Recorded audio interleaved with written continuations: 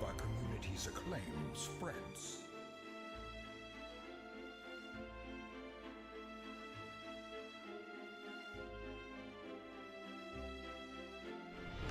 Word of our community's acclaim spreads.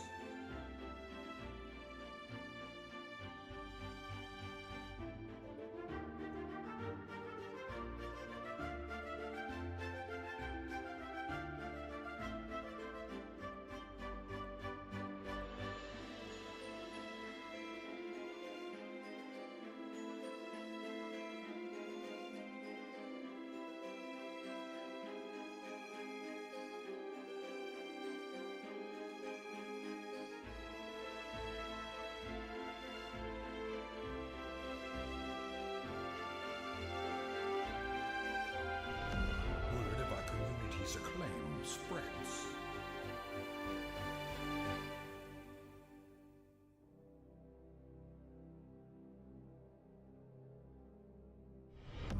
Word of our community's acclaim spreads.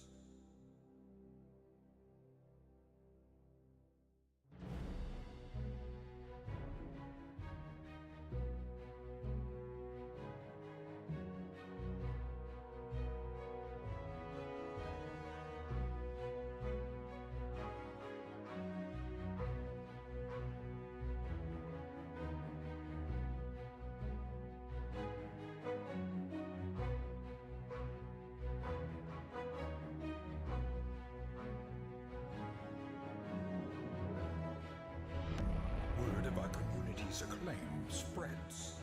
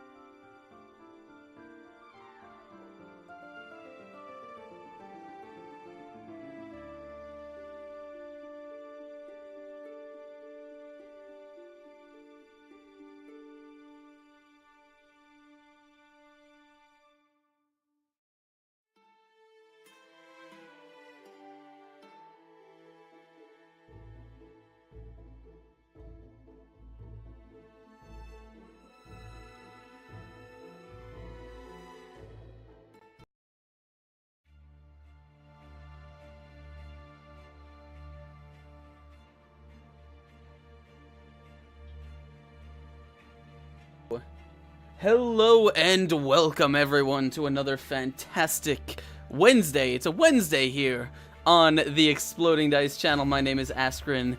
I am your host and dungeon master for the evening. And thank you for joining us for another episode of Iron Gods. We have a great show for you today, but before we dive into announcements, recap, and all that stuff, let's say hello to our cast. How is it going, guys? How are you doing? Good. Hey. It's hump day. Hump day! Or getting figgy over there.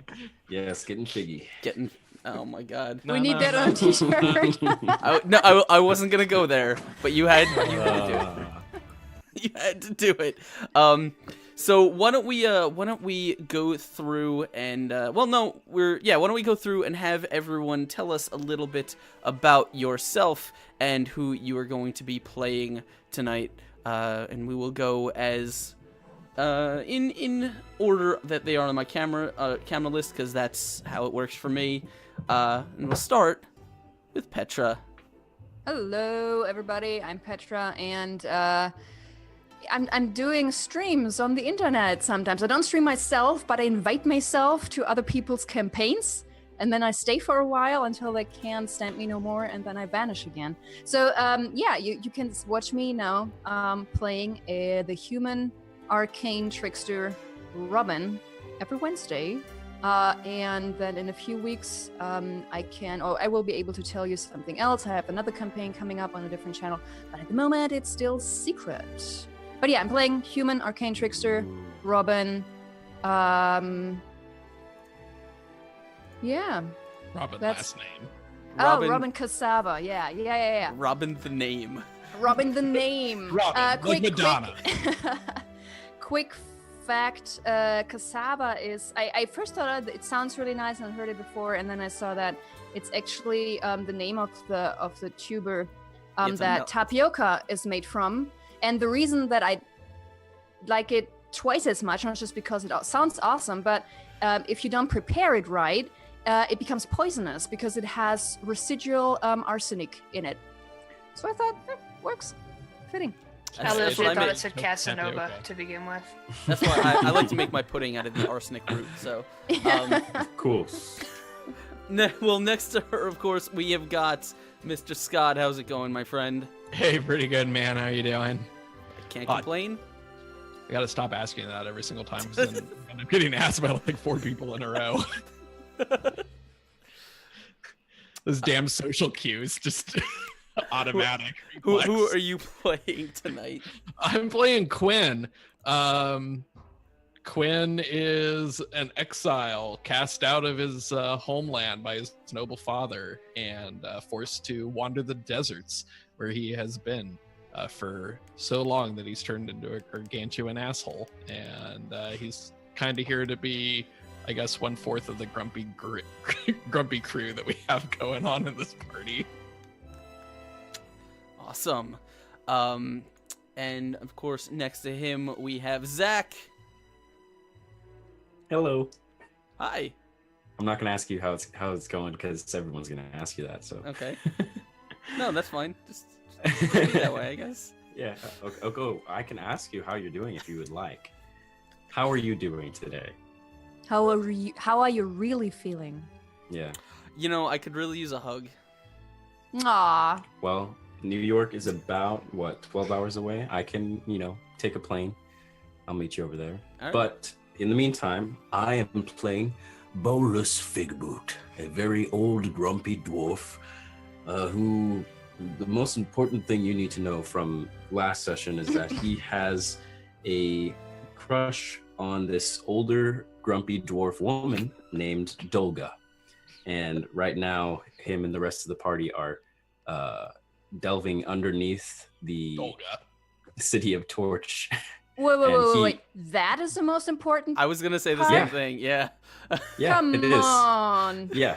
Okay. Come on, Zach. Be honest. Okay, fine. And the other thing, which apparently is important, is that Figboot has a fig in his boot. How surprising is that? Everyone was like, "So it's such a big deal." When he pulled a fig out of his boot, it's like Everyone was really inebriated last time. He doesn't even know what that word means, you know. No one cared who I was until I put the fig in my boot. Exactly. You know. No, everybody wants all you to need to talk know. to me. You'll see the rest. Okay. Well, hopefully we will solve that mystery. It's not a mystery. And last but not least, we have Tiger. How's it going? It is going fantastic. How are you feeling today? Can't complain. Probably still will. Fair enough. Nobody listened though. True. I'm playing Karak Stormcleave. She is a half-orc barbarian. Not the brightest crayon in the tool shed, but good at what she does. She's been doing it for long enough. 20 years in the fighting pits, and just recently bought her freedom. A Awesome. queen of one-liners and another fourth of the grumpy group. Which is just all four of them, really. I'm Pretty not much. grumpy. I just realized I didn't give. I was thinking I was forgetting about something. The background of Robin. She's a former bounty hunter, but her last job didn't go so well, and that is why she returned to her hometown of Torch. We're done with character development time, Petra. You had your chance and you blew it. Yeah. Now you have to wait till I next just week. wiggled myself back in there. We've Nope. moved on. That's Thank you for the freaking- host, Montravant. Thank you so much, and thanks for hanging out. So we are going to get into our recap and all of that in just a second, but if you guys have not already, please hit that retweet link. Dice Thulu has it for you right there. Tell all your friends that you're here hanging out for another awesome episode of not Writhing Moon. I don't know why I said that. Whoa. Not Whoa! Different Iron game. God. Sorry. This, Didn't you do that last week? You're like, welcome to this great show on Tuesday. Something like that. Easy now, buddy. I Easy. have a lot of things that fly through my head, and I never really know quite what day it is. Today's Wednesday. We're playing Iron Gods. That's the one. And also, I really want to say that going back a couple of jokes ago, I really want the next 3 hours of this campaign to be watching Zach make travel arrangements and then getting on a plane and flying the first couple of hours. I'll vlog it, you know? He's just gonna walk into We're gonna frame get at there. the end of the show. Yeah. That would be he so just walks cool. in behind you. I just turned my camera and he's right over there. And that's a cliffhanger. That's Like- it. Oh my We're god. getting And then you just go, and that's where we're gonna end the episode. Yeah. Yeah, the next episode of Iron Gods is about me and him, just like actually in real life, you know? Okay. Oh man. Well, definitely hit that retweet link. Tell your friends that Zach is coming to visit. And they will be here to hang out. I just know it. Also, just before we get into the recap, a couple of announcements. If you guys were hanging out with us last night, we had a really, really fun night on Fuzzy Dice. Ton of fun hanging out with Mike Merles. Congrats to Ishman and to Judo Killa for winning those 2 giveaways. Obviously, we have other giveaways going on. If you did not win the copy of Yawning Portal last night, you can get your own copy of Yawning Portal by entering this giveaway right there. ! Giveaway is in the chat. It's just bit.ly/Yawning Portal, and you can win that. And there's this fancy dice box, this awesome black poisonwood wormwood gaming dice box, and some other cool goodies that is going on at the end of the month. If you're already following on Twitch and Twitter, you already got entries, so just go claim them. Next week, of course, for Fuzzy Dice, we are going to be hanging out with the one and only Satine Phoenix, who is doing her stint as GM tip master over on Geek and Sundry. She's a good friend of Okay, mine, you and guys she is gotta going watch to be that. here hanging out, and it's going to be a blast. So definitely show up. That's Let's- awesome. Yeah, I might I'm looking forward to it. What's going on, Ayami? How you doing? Welcome. Thank you for joining us. No horror tonight, so you don't have to Is this run backwards? away. Yeah, the retweet card. Do it. Is it backwards? No, it was right the No, first it's time. Is it unreadable? It's No, it's it's good. totally unreadable. Okay, What does I that can say? I can work on that. Hold on. So let's see. We got the Fuzzy Dice. We got the other giveaway. I think that's pretty much it. Obviously, we have a whole week of awesome D&D content for you guys. Oh, big thank you to everyone who came out for coffee time this morning. We had some coffee. We played some video games. I ate excellent. lunch. It was good. We're probably going to do that in the future. So thank you guys for hanging out. That's really it. So why don't we get right in to our recap for the evening. So as we Word of our as community's we acclaim spreads. we came into our session last week. Let me turn this down. Sorry.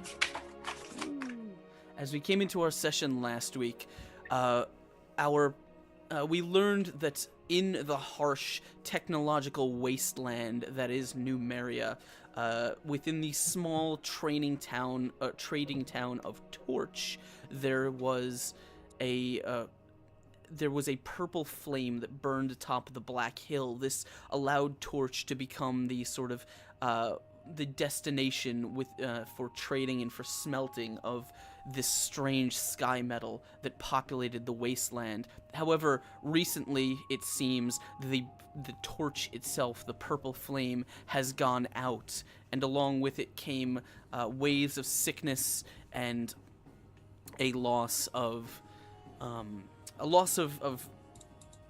hope, I guess, for the town. People were not coming to trade. The blacksmiths had no work, and the sickness and the headaches were taking their toll. Then it was discovered that there was a series of caves under the Black Hill. This was a few different parties of people went in and began exploring these caves. Only one of them, only the first one in, was able to come out with any notes on what they found at all, because after that, it seems that everyone had vanished, though the notes spoke of a strange metal wall embedded in the caves under the city.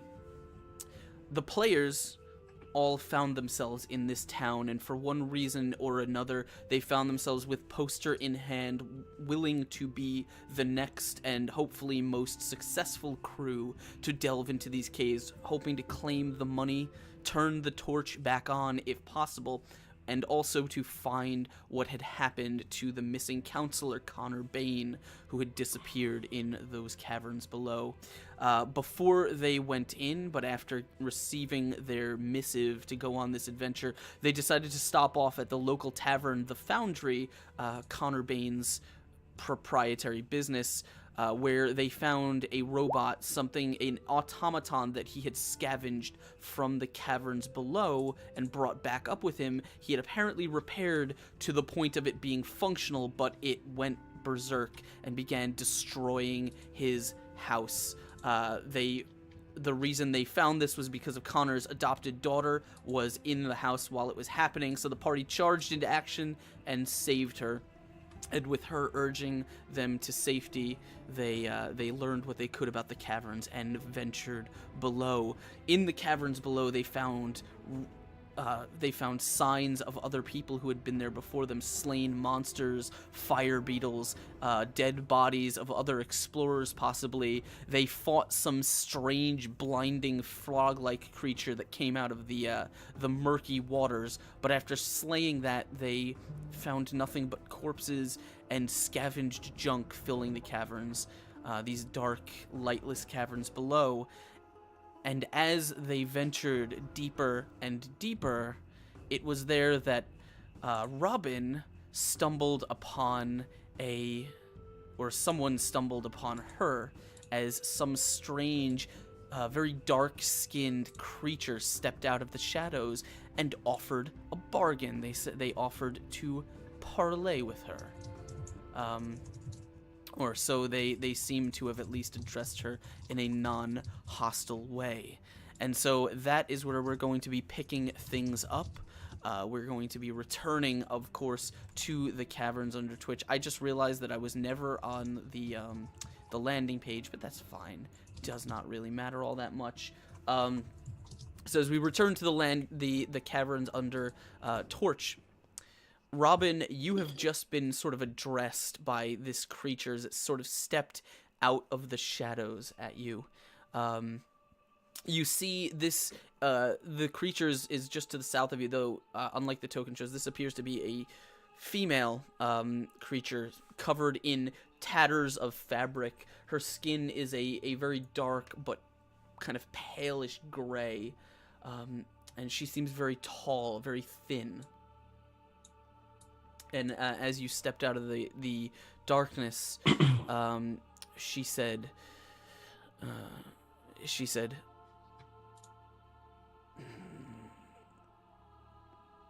"Why do you come here? Do you come in violence, or do you come to treat?" My apologies. I did not mean to invade your peace. And as I'm saying that, trying to drag my words as long as possible, I'm looking around, trying to see if I can make out any other creature like her in that cave. Also, Askren, can we hear what's going on, or like, can we hear what's being said down the cavern? Yeah, it's not as if they're being particularly quiet. It's not like it's whispered. So, and you're only a few feet away. So Yeah, you can. I wanna start stealthing in behind Robin. Okay, so I'm gonna keep going, but I'm not gonna be stealth. I'm not gonna try and stealth. all right. Oh, and I totally forgot to do it because I've had 100 things. So while you guys are doing that, real quick, if you guys are just joining us today, and if you want to get involved in the game, or you want to help our players out, as you can see, there's 2 buttons below. There's a button that says subscribe. That takes you to our Game Wisp, where for $4.99 you can become one of Dice Thulu's minions. You can support the channel. You get all kinds of stuff, subscriber benefits, and inspirations and nat 20s that you can hand to the players. A couple of those per month, or you can just support the channel and do the same thing via donations. The banner is right below, as well, or the tiers. So if you guys want to help the players out, natural 20s, inspirations, possibly a Harrow card to help define some future event for them, that is all the way that you can do that. So Karak, you're continuing to just walk ahead, like, even as she... You know Robin was stealthing, so you guys were holding back because she was stealthing ahead. I can try, but I remember ending it. I remember when you were ending, I was worried because she had been away for a certain amount of time, so I was walking behind her, and then I was gonna start heading down, and you're like, "All right, that's where we stop." It wasn't Because I'm really, a masochist. It wasn't really a long time. It was Just a basically couple of minutes, minute or so. Not even really. You had just started, like, because if you could see the hallway there, so she had only stealthed just down this hallway, and so it was just when she arrived at the end of it that she saw this kind of cavern opening up in front of her, and she kind of bumped against the wall, or her armor made a noise or something, and that's when she kind of had to freeze.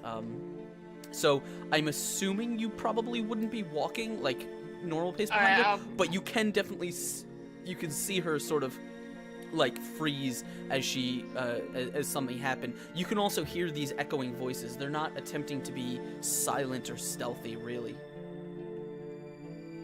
I'll wait until he goes ahead of me then, because my whole thought process is the last thing I want is to freak them the heck out, and then they start attacking because they didn't realize there were more people, versus me just not trying to sneak up on them. So I will just wait. Yeah, no, that's fine. So you can, so you're just hanging out, waiting for her to be finished. Quinn, you wanted to start moving up almost immediately when the voices started? Yeah, I want to start moving up as I hear them talking, especially if I catch the word violence. I want to start moving up. But what I would like to be is probably about 10 feet behind Robin. I want to be in the shadows, but I want to be able to rush out and get right into melee if I need to. If shit goes sideways, I want to be able to rush in there real fast and start stabbing people. Okay, so you wanted to kind of crouch about right here? Yep. Okay. Maybe one forward from there. So like right there? Yep, perfect. Okay. And I got a 12 on my stealth check, so not wonderful. That's fine. You begin kind of pushing your way slowly up. Now, Robin, you said you wanted to kind of scan the horizon, this chamber in front of you, see if anything else was going on. Roll me a perception check. Oh, hey, while she's doing that, I want to be explicit and say I have no weapons drawn at this point. You got it. All right, 14. Also, thank you, Fractal Moon, for joining us. Welcome to the madness, my friend. Thank you. So as you look around, you hear this voice coming from your right, and you kind of slowly turn your head as you scan. It is fairly dark. You have torchlight, but your torchlight only it only extends so far. I think I still have light cast on parts of my armor. Yeah, that's essentially torchlight. Okay. That's you kind of have this light that is expanding and filling this darkness. So this cavern, there are tons of shadows, and that dance and kind of move as you take your step forward. Long kind of, just long cast shadows by the rocks and stuff around you.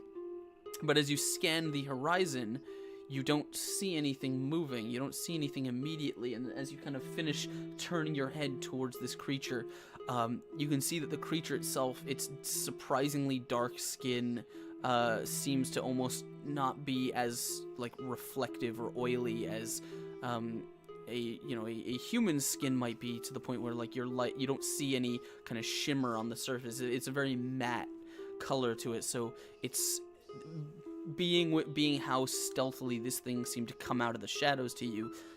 It's very possible there could be others that you just don't see. Gotcha.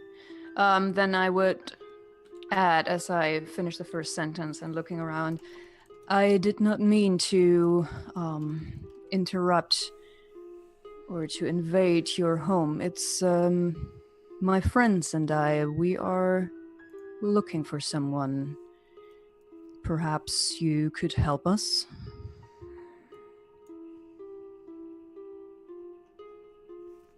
Give me 1 second here. Yeah, Asker, and I also wanted to know, Mm-hmm. can I see the creature that she's talking to? Not from where you are. No, Okay. It's just around the Okay. corner. You could see where she's facing, though. The creature. If I do get a eyesight on it, can I attempt a nature or survival check or something to determine what kind of creature this is at that time? Yes, yeah, I'll let you Okay. when you see it. Yeah, when I see it. The creature kind of holds its hands forward and speaks. It says, "If you come in peace and no harm is wished, then an offer I will make to you. Half of your number will travel to meet our leader. She will negotiate for your safety." Inside check, please. Sure, go for it.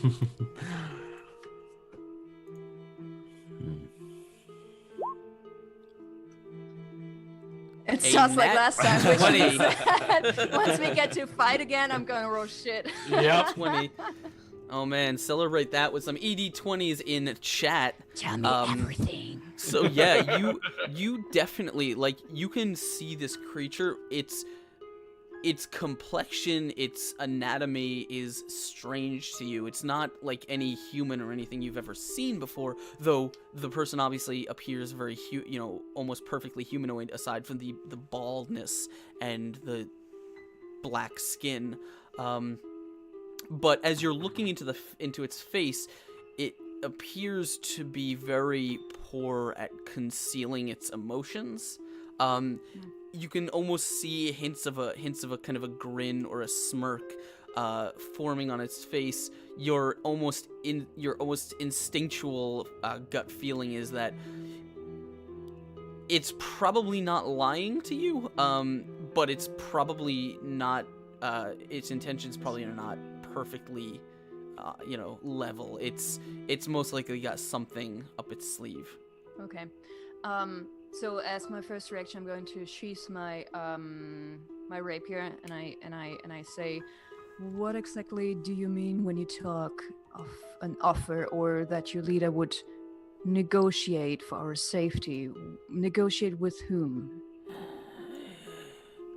You will speak to Seth. She rules here. Sorry, what was the last? I hate you, Tiger. Sorry, what was the last sentence? I missed that. Said, part. she said, you will speak with Seth. She rules here. Okay. Seth. I Is that say. TH or F? F. Oh, okay. It's like, oh, you're gonna go speak with Seth. He's over there. Go talk to our leader, Sam. Window Hey, I overlap. represent that remark. Come on now. So I'm. I say. Very well then. Let me speak to my friends, and I step backwards. I do not take my eyes off that thing, and I step since I'm almost sort of shoulder to shoulder with the entrance of the cave anyway. But yeah, I walk backwards, not keeping not just keeping eye contact. Mm-hmm. And I like this idea of you being, let me talk to my friends, and then like slowly just backwards into darkness. Shadows. So I'm sort of talking half over my shoulder. And I say, we've got company there. There is someone who offers that they might be able to help us venturing further into these caves. How many individuals? And I'm actually, while I'm saying that, from my coat, I take a little notepad and a pen, and I'm scribbling something. And at the end of that sentence, I hold the notepad up to them, and it says in common, "Can trust 100%." So yeah, and then I sort of beckon the others to come forward, because I would assume that the creature otherwise would start getting a little bit suspicious. But again, I'm still the whole time, at least with one eye, looking at that thing. Okay, so we're not discussing this, we're just going with it. Chameleon eye.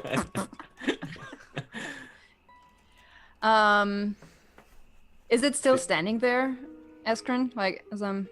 Yeah, it hasn't moved. Okay, then I say, give me one moment. And then I actually step into the tunnel. What kind of creature are we speaking to? And how many? How tall are they? And I write. And it says, we're in a tunnel, it can hear everything. That's Echo. Not a creature. What kind I'm writing. All right, I start using semaphore. Shadow creature. Don't know more. And then I actually start talking. I say, it offered to bring us to their leader. Well, actually, half of us don't like. I don't know what half I would take. I mean, my left half's pretty okay, but I grab the right-handed. notepad. I grab the notepad and the pen or whatever the writing utensil, and I write on it. Tell them there are 8 of us. And I take it back, and I'm writing. They could see us all. They could see us at all time. Seems to come from the shadows. I write on the paper. The other 4 will hang back.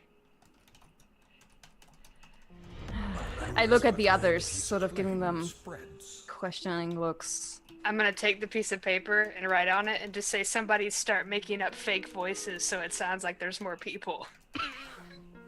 I look expectantly at Fig Boot. Please, All someone. right, guys, we're gonna go down this way. You guys can continue. Someone please Okay. make a sketch of that scene Feud is writing.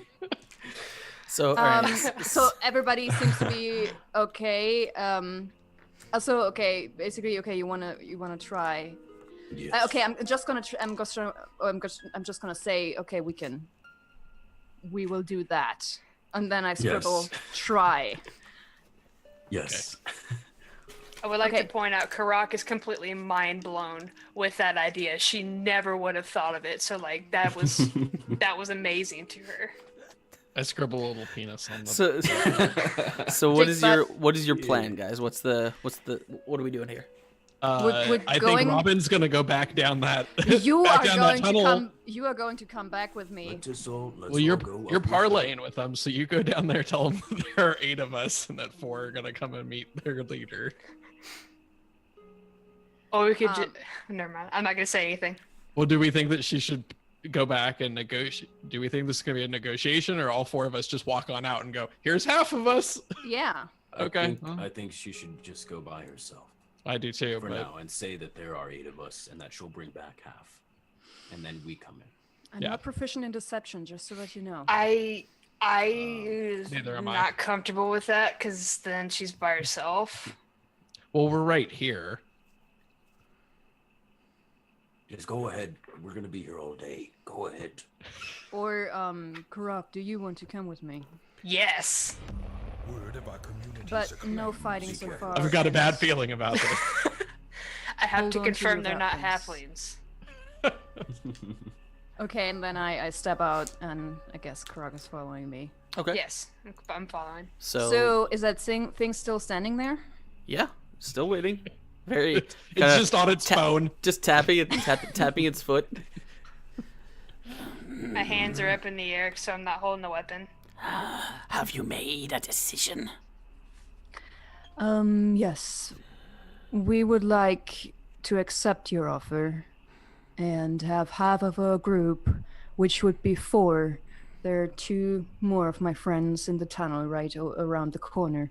The rest of us, it's 4 more people. We left them stationed a little bit behind. We were to meet up with them again after we explored this section of the caves. So the 2 of us and my 2 friends in the tunnel, we shall go with you and speak to your leader. Roll me a deception check.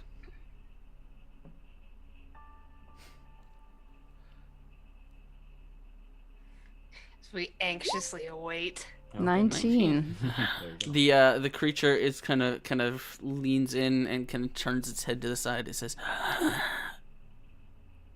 "Where are these others?" They're on the beach where the fire beetles were. Well, I say were because they're dead now. The Beatles, not the people. The beetles. Yes, the beetles. The There were 4 of them. One Beatle's still alive, but he might have died back in '68. the female kind of creature, she kind of leans back and, very well, then your number will follow me. We will take you to Seth. Which Come on, way do guys. we have to go?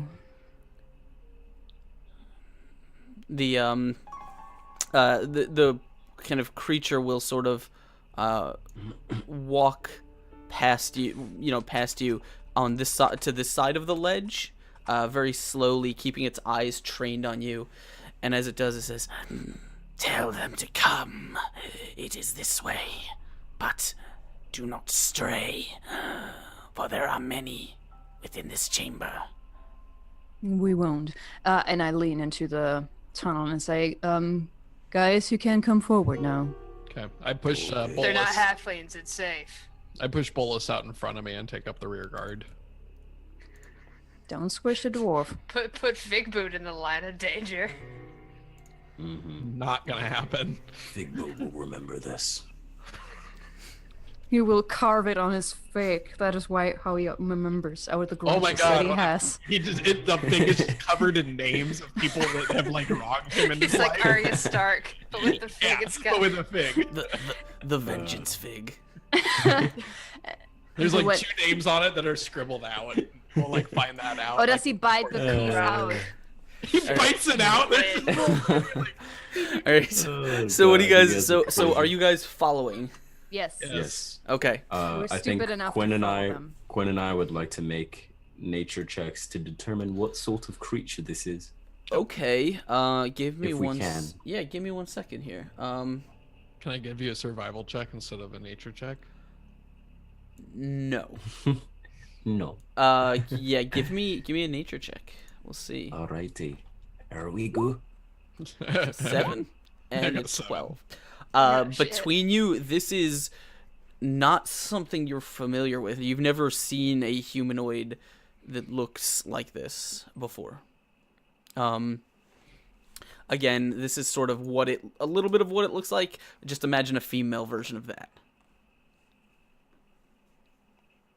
Could still be. Do they really have blue eyes? Yeah. It's very strange. Very White Walker-y. Okay, so this thing is kind of standing on the ledge over here, like just watching you and kind of beckoning you to follow. It says,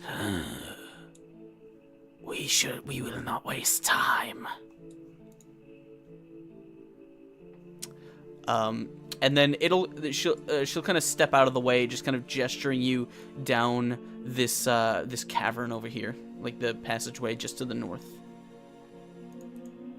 Wait a moment. Wait, I'm an old grumpy dwarf. Hold on. Is he gonna fit through that? I thought he was gonna say I'm an old drunk dwarf. Hold on. As we're kind of next to this figure, I'd like to say to it, so hold on. Who are you in the first place? I am Figboot, but who are you? You speak with Seth, not me. Mm-hmm. And you have any input on this, my friends? I think we should speak with Seth. Just nod silently. All right. Go lead the way. But deep down inside, I think this is all highly suspicious, and I'm positive we're walking into a trap. Hell yeah. Some kind All of right. trap. But I don't know what else to do, so we might as well just go along with the trap. All right, so Robin, are you heading down the tunnel? Yeah, so it's basically the Yeah. narrow tunnel that I'm standing right in front of. Yes, I will. Okay. See, and this is why I took up the rear instead of Figboot, because now we're all gonna walk past this thing, and it's probably gonna like shank me in the back. We'll throw a Molotov cocktail after us. Yeah. So I'm gonna assume that you guys are following her down this this passageway. So I'm just gonna put you here, right here. Robin, as you arrive, you come to another kind of the cavern opens up as your light fills it, and you seem to be standing in sort of a fairly cramped cave. There is metal junk covering almost every inch of the ground here. You can see the precarious pile seems to rise to almost a hut. It's like a heap of junk that has been formed into almost a house in the far corner. You are standing up on top of a raised ledge with about a 10 or 15 foot climb down to the floor level below you. Okay. But you don't see anyone in this chamber. Is there anything that looks like a lamp? Not really. Okay, I'm on the lookout for anything that looks like a lamp. Okay. I need one for Talura. I assume that aside from the bit of light that I get from my armor, the cavern is dark. Completely dark. It was dark before you got in here, yeah. Okay. Then I would say I'm kind of suspiciously watching running my eyes over the shadows, and I say, "Hello. We came here to talk to Seth." Can we all file into the cavern? Yeah, you guys are, again, you're standing up on a ledge, so do you want to Okay. kind of climb down the ledge to the like the floor of junk below you? Is it I'm just gonna sloped squeeze or is past it- Robin. That It's- way other people can Is it get that vertical? direction. It's not completely vertical. It's maybe got a slight incline to it, but it is kind of fairly And steep. how tall is it? About 10, 15 feet. Okay, so we're being asked to go down a narrow hallway and then jump into a hole. Basically. I'm liking this plan less and less every second, you guys. Guys, it's fine. We got this. Yeah, I guess I would just bottleneck up at the top of this thing and look at this and go, no fucking way am I jumping into this hole. I'll go first. How's that sound? I don't really like that, and I don't want any of us to go into the hole. It's not just my own ass. In the meantime, I find some kind of rock and I just kick it down the plateau Okay. just to see if it spooks anything. You sort of push a rock with your foot as it kind of drops off. You kind of flies off the edge. You just hear it kind of clang against a piece of metal and just down into the debris below. As you just stand there waiting. See, it Nothing sounds happens. fine. My friend over there, why don't you go first? Speaking to the weird female thing. She's still standing kind of same place she was. So she didn't respond to that? If she's looking at you, she just hasn't really moved. I say to her, why don't you go first? I am not seeking an audience. You are. Okay. Oh, sorry. Why must we seek an audience?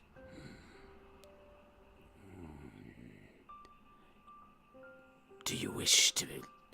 you either get permission to pass, or you leave. All right, let's go down the cave. Yeah, and I look at Karak and I say, Let's- let's do this. Let's I sort of go. trying to keep her steady as she goes down. If you Okay. still want to go down first. Yeah, I'll go. All right. So you two kind of descend down the cliff face. Figboot and Quinn, are you guys kind of waiting on this? Do you want to wait on the ledge, or do you want to go down with them?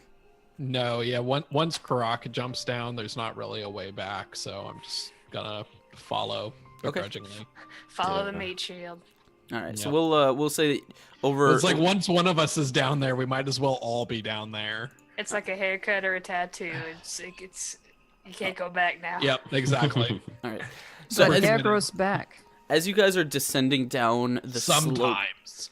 as you guys are descending down the slope, you hear kind of the clatter of dirt and junk beneath your feet, and you're standing there for a moment in abject silence. You're just waiting for something to happen in this cavern, and it's just nothing. It's just nothing. Robin, you actually see there is a small passageway that seems to lead out of this cavern, and just as you're peering your head around it, you hear a strange voice kind of rattling through the cave, and it says, "Well, who are you now?" I briefly glance at the others and then I say, my name is Robin, and I am here with a few friends. We wish to pass and venture deeper into the caverns, and we were told that in order to do so, we need your permission, yes? There's a pause of silence for just a few seconds before you hear the crunching of metal and debris as something seems to be pushed out of the way, and very slowly you see a form, kind of one step after the other, begin to stand on top of this sort of rising junk heap in the corner of this cavern. And as they pull themselves to full height, you see them kind of standing there on top of this junk pile, and they say,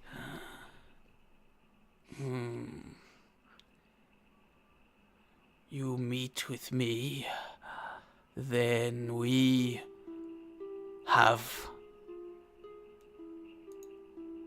parlay. I love parties.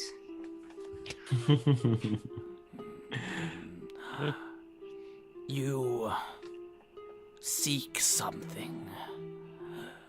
We will create a proposition with you. Yes? Well, all we want right now is to be able to travel down into the cave system, because we're looking for someone. These caves are mine. They belong to my tribe. You may travel them without injury by my permission. And this I will grant in exchange. In exchange for what? In exchange for favor. You want something, so do we. And if you do, you will have your passage and more. We can provide reward, information, whatever you require, if it can be done. What is it then? What is it that you want and seek?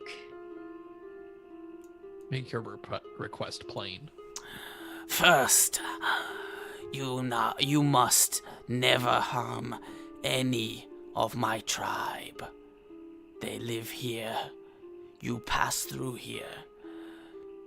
Well, as long as they don't try to attack or harm us, I can make that promise. Okay, hold on. And Karak steps up for a second. Are there any other of your people further in? Or is this just your tribe right here?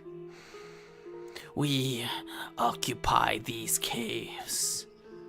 You are in our home, but we do not pass the wall.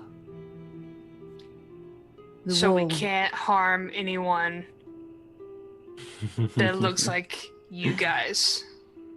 Even if they attack us first. If they do. My tribe will not attack you. Okay. If we have an accord. Are there other tribes, though, in these caverns? Do not know. We are far from where we should be. Where How should you be? In darker places. why I did suppose you that's come where we're here? Well, you watched here like those fire beetles. I get it. going. So why Suppose were you forced to leave those darker places? And I assume with that you mean deeper into the caves. Why were you forced to abandon your original home? She says, We ascended with magic from former leader, but he is no longer with us. And without his magic, we cannot travel back, so we live here. I see. If there is the possibility of coming or running into other tribes of your people, that somebody that does not belong to you, is there any kind of way that they can show us that they belong to you? No, there is no way. There are no markings. You travel beyond the wall, you will encounter none of my tribe. But within these caves you will. Do you mean the strange wall, the smooth metal wall? Yes, you know of it. It is why you are here. More have come before you. Well, yes they and short? no. I have information about this, but not now. Well, I First, think we can agree that if we are not attacked, we shall not attack any of your people. Agreed. Very good. Now, what do you need? What is it you need? I need to know what you need. What do you need? Tell us what you want. There You is really want. There is a warren of small tunnels. My tribe cannot navigate. We are outmatched. There dwells a feral tribe, Gremlin. They harm us. They steal from us. I see. So we could be of service to you if we took care of those gremlins. You clear them away, and you will have earned your passage. How many of them are there?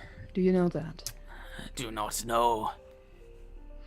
Out of character, do I know what? I mean, I know what gremlins look like in our world, but does Robin know? Is that a common creature, underground creature? Would I know how dangerous they are? So there are a couple of different types of gremlins. You kind of know that you've heard them referred to. You've probably seen them described, though it's up. It's kind of debatable. It's debatable whether you've encountered them or not. They're very, very small creatures. They have sort of lean, almost goblinoid faces, just wide, leering smiles, and very tiny, beady eyes with very large, almost bat-like ears and dark, ruddy skin. They are notorious sort of thieves, and they are particularly dangerous if encountered, at least so as far as you've heard, because they have the ability to seemingly slip like from one place to another almost instantaneously, making them very hard to capture or kill. Would I know more from fighting pits? Would they ever put gremlins in there? No, probably not. They're I mean, more if you have they're- a ton of them, that could be vicious. They're, as far as you know, they're some sort of small fey creature. So where exactly they come from is kind of a mystery, but they tend to inhabit dark underground places. Okay. They steal a lot, that kind of thing. Well, then I would look at the others and I say, I guess we could take care of that. I have a few questions. Hmm. Is this tribe of goblins, gremlins, are they beyond this great iron wall that was mentioned before? No, you will find them in a junk pile to the north of here. Where is this, of this metal wall? Where is that in relation of these gremlins? Not in that direction. If you accomplish your task, we will show you to what you seek. It is of no condition, no consequence to us. I understand. In your dealings with these gremlins, is there anything you can tell us about them? You say they've stolen and attacked your people before.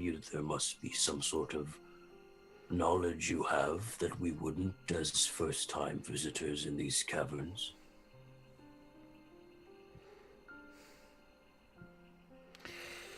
They are fast.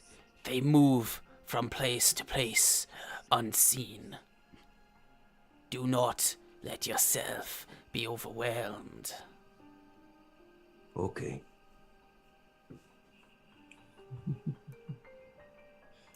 I say we do it.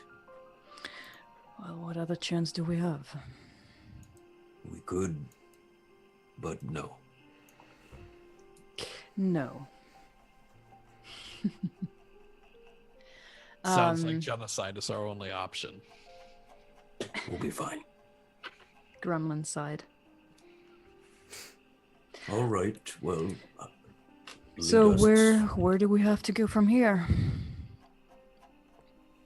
She kind of stands up, like straightens her back, and she points down the tunnel right behind where you're standing, Robin. And she says, "Climb that cliff, and you will find their warrens. They are winding. Do not lose your way." All right. So basically, the one I'm standing right next to. Yeah, you could see from where you are. There's a cliff that seems to rise about 10 feet. You can't really see much over it, but you can. Your light kind of dances along the ceiling over there, so it looks like it's probably networked with smaller caverns. I'm about to enter into that tunnel, and I stop and I turn back to Seth and I say, "One more question. The other groups that came through here in the past few months, did they get to parlay with you too?" Give me 1 second. And were there any short people amongst them? Were they short?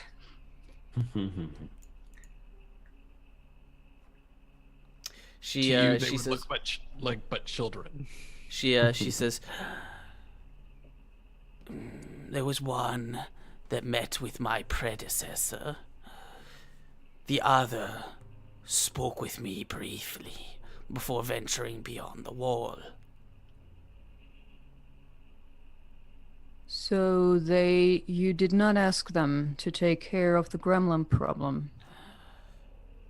I will give you more information. All will be revealed when... How long has it been since the passing of your predecessor? She kind of cocks an eyebrow. She says, "You have many questions, but now is not the time for answers." I just curtly nod at her and then turn around and begin to move into that tunnel. Karak, could you give me a boost up this cliff? I'm gonna help boost her up and maybe a little too overzealously toss her. Like, oof! Thank you. And then I probably have another Lord of the Ring moments, and I look at her and say, "Which way is north?" Because there are two tunnels here. There's one that goes there, and then there's one that goes there. Hold up, I'll do a survival check when I get up there. Just ask her, is it left north or is it right north? For what? Yeah, because there's an entrance here, and then there's an entrance She just here. she just said that the tunnels were kind of winding. You see, it goes in both directions, so you're not really sure. Could be either one. Before everybody hops up, I say, could you please ask her again? This is already confusing. Seth. Which tunnel do we go down? She says, "You walk, you will find. Have you no use Okay. for your eyes?" I'm sorry, I'm very old. Who was that other of your kind that led us over here? Very nice female. You have a dwarf Fig. back home, Fig Boot. I know. She first of all, thank you Ankon for following, and also thank you Benson Mum 89. Oh man, that is a name I have not seen in many years. What's going on, Bobby? How you doing? How you doing? And you thank How you. you doing? Thank you, Henley, for the 51 viewer host, man. Thank you so much. Can I get if you guys have not checked it out, Henley is another one of the streamers on our network. There's that shout out. Go check him out if you haven't already. He does some really great D&D and other role playing game content. But thank you guys for that. All right. So you were you were still talking to Seth. Yeah, I know. Who the I wanna- female creature was. I want to jump up on that ledge and do a survival check. By the Okay. way. I'll help him up. Okay. I'll put you guys up on the ledge. Go ahead and roll me survival. Figboot, you will probably continue to be asking that question as your party just walks away. Yeah, that's fine with me. And Askren, I'm using Yes. this in conjunction with my natural explorer ability because underground is my favored terrain. Which And we means you should have have been here for an hour, right? Yeah, we've been Yeah, under yeah, here for pretty less much. than an hour. So you get advantage on survival checks. Is that Well, no. If there are tracks in this area, I get to learn their exact number, their size, and their direction of travel. okay? I want to immediately start looking for gremlin tracks as soon as I get up on this ledge. Okay, Do are you just gonna start here? Or are you gonna start a slow walk down one of the caverns? Yeah, I'm gonna walk kind of the area and see if I can find some tracks leading in one direction or the Okay. other. Go ahead and roll me that Yeah. survival. I got a 17 for my survival check. 17. Okay.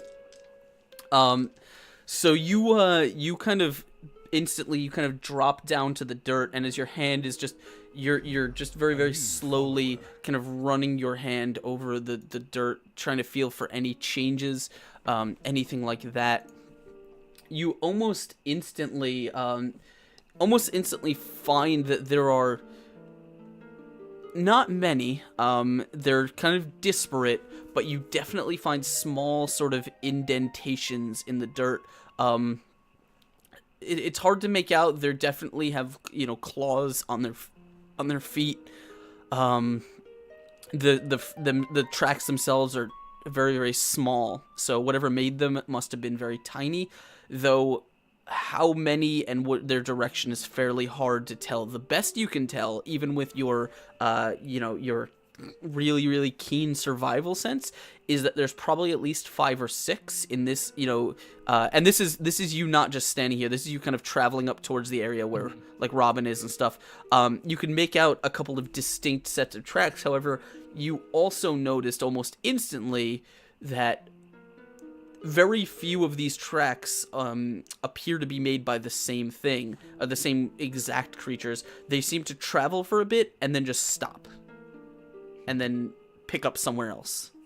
Okay, so I'm studying the tracks, doing all that. I look back at the party, and I hold up 5 fingers, and then I point in the direction that the tracks are going in, and I start heading that way. Do you share any of the other information? What Askron just said with, stopping and then starting back up? Okay.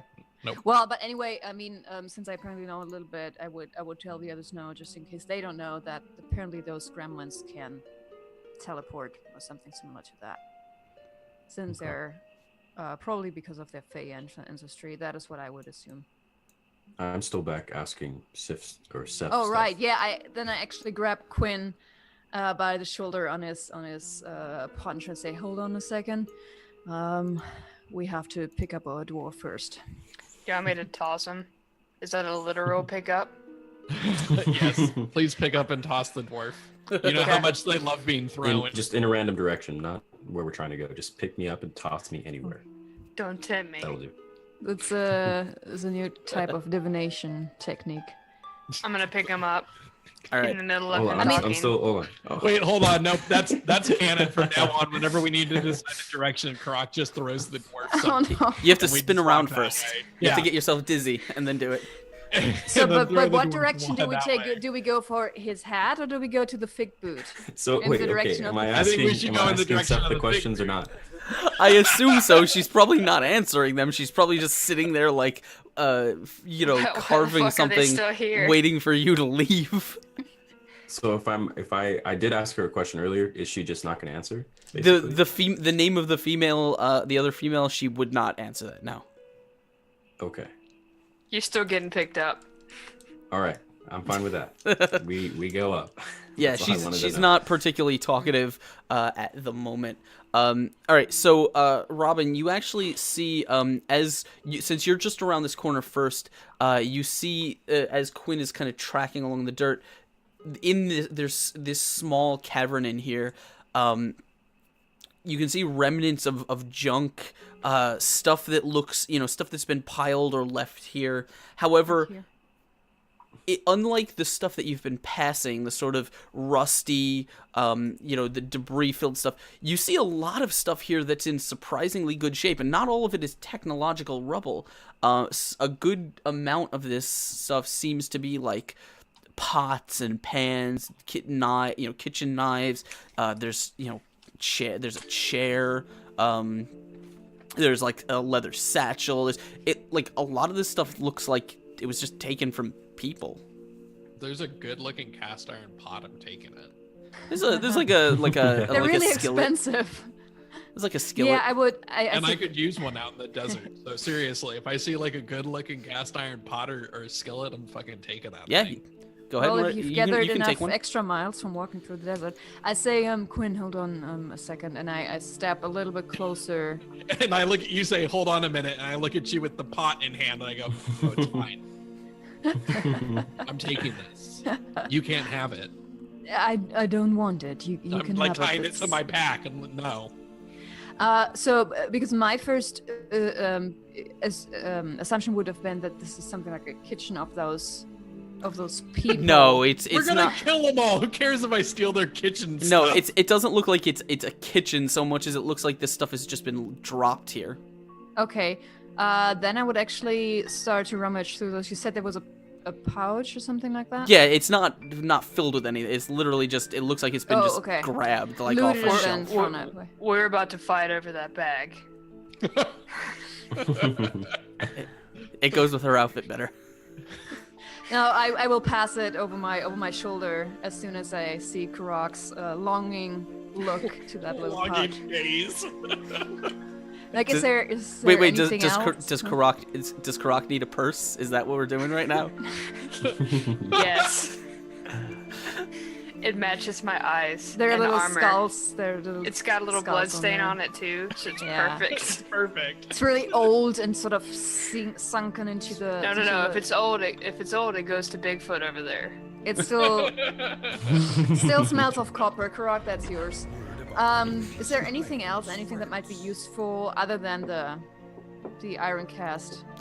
Not really. Again, this is largely junk here. Okay. Is there any gremlin poop?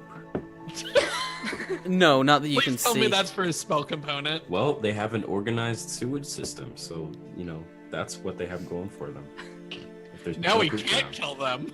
They're civil. Yeah, they're civilized. I mean, and I'm indulging for a moment in his thoughts as I say it would certainly make things easier if they behaved like mice or rats and would just shit Die. wherever they went. We wouldn't feel so bad for carving their heads off of their bodies. Let's go. Yeah, and I get back up and I say, well, I can only assume that this might explain the weird grin on the face of the first creature that they, in the end, try to loot whoever they sent down or give permission to travel further down into the caves. But Oh, you think that they have a deal with the gremlins wherein we've just been fed to the gremlins? oh no, I didn't necessarily think of that.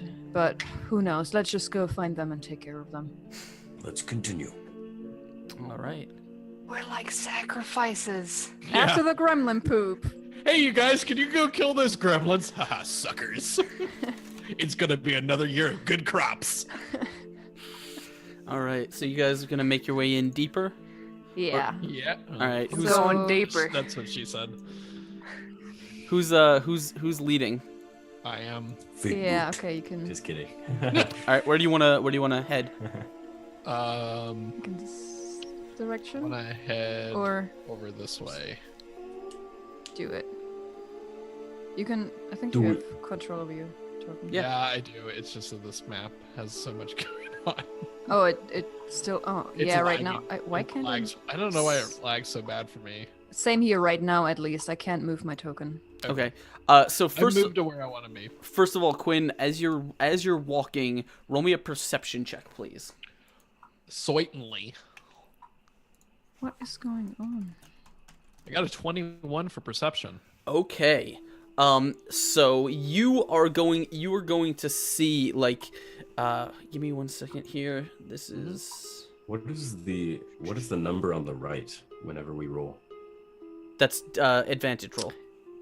Yeah, you can. If it Oh, annoys okay. you, I can show you later on how to stop you doing can that. turn it off, but it doesn't really matter. Got Okay. it. So you, Quinn, you kind of, as you're slowly stepping down this cavern, your kind of ears are open as you're listening. That you can hear the sound of your party kind of tromping around behind you. But as you're tuning that out, you hear a faint kind of scritching noise on the stone, and you kind of almost instinctively turn your head, and you see this shape kind of dart out of the darkness, and it attempts to sort of lunge at you, and you just get a glimpse of this thing, kind of long, big, flared, purplish colored skin, ears, as it swings a dagger right for your leg, and you just have time to sort of pull your leg away as this thing kind of slices past, stumbling a few steps before it turns to look at you. You're still in the darkness, so you can just see down into its glowing eyes in this very, very dim light as it flashes you a smile full of sharp teeth, or a hiss, and as it does, as you're almost instinctively kind of reaching for your sword, you see it kind of take a step back, and there's a flash of like purplish white light, and it's just It bamfed. gone. Oh fuck! Was it a spider? What's up there? I shout out ambush to the party. I ready my weapon. Yeah, I'm drawing my rapier just that for now. I would like to cast Shillelagh. Shillelagh. Shillelagh. Is that what Everyone it's quick called? back at once. Is that actually how you say Shillelagh. it? That is how you say it, yes. I was gonna say Shillelagh. That is how I said it before I heard somebody Easy, else say it. easy flam. Shillelagh. Shillelagh. Shillelagh. Shillelagh. What? Okay, I'd like so to cast Hit him over the Shillelagh. head with the shillelagh. I would like to cast. I turned my quarterstaff into Shia LaBeouf. Actual cannibal Shia LaBeouf. Yep. Actual quarterstaff Shia LaBeouf. Oh my god, I want some fan art of that. So does that mean the stick then says, just do it? Yes. So, Somebody whispering please to me. draw actual quarterstaff. can someone please quote that actual quarterstaff Shia LaBeouf? Shia LaBeouf. Because I need face that. on I it. need that in my quote database. Okay. So as you grab your kind of walking stick, you like the green kind of And I whisper druidic. into it. Shillelagh. That's he mispronounces the casting word, but that's fine. It still works. No, it's all about the intent. And so Exactly. you're The staff already is used to that. Mhm. It's You're, just like, whatever. your staff is kind of this dead, kind of dry piece of wood, and all of a sudden, like as your druidic energy infuses, you feel the wood kind of swell up. With acting talent. It gets as you see actually from the sort of the knots and the grain in the wood, like little sprigs with kind of leaves begin to flower on it. Begins to carve into at the head of the quarterstaff carves into the subtle face of Shia LaBeouf at the top. Just the beard and the weird hat. It's and so as your quarterstaff is sort of infused with renewed life energy, it oh no, wait, what? I'm just laughing. Shillelagh. I'm just laughing at actual Good. I'm fine. This is not funny. We have to fight. I'm okay. Okay. Here we go. And so as you as you do this, what are the rest of you guys doing as he's shouting that there is some sort of ambush? I would say I'm what did I say? I got my rapier ready, and then I say, what kind of ambush?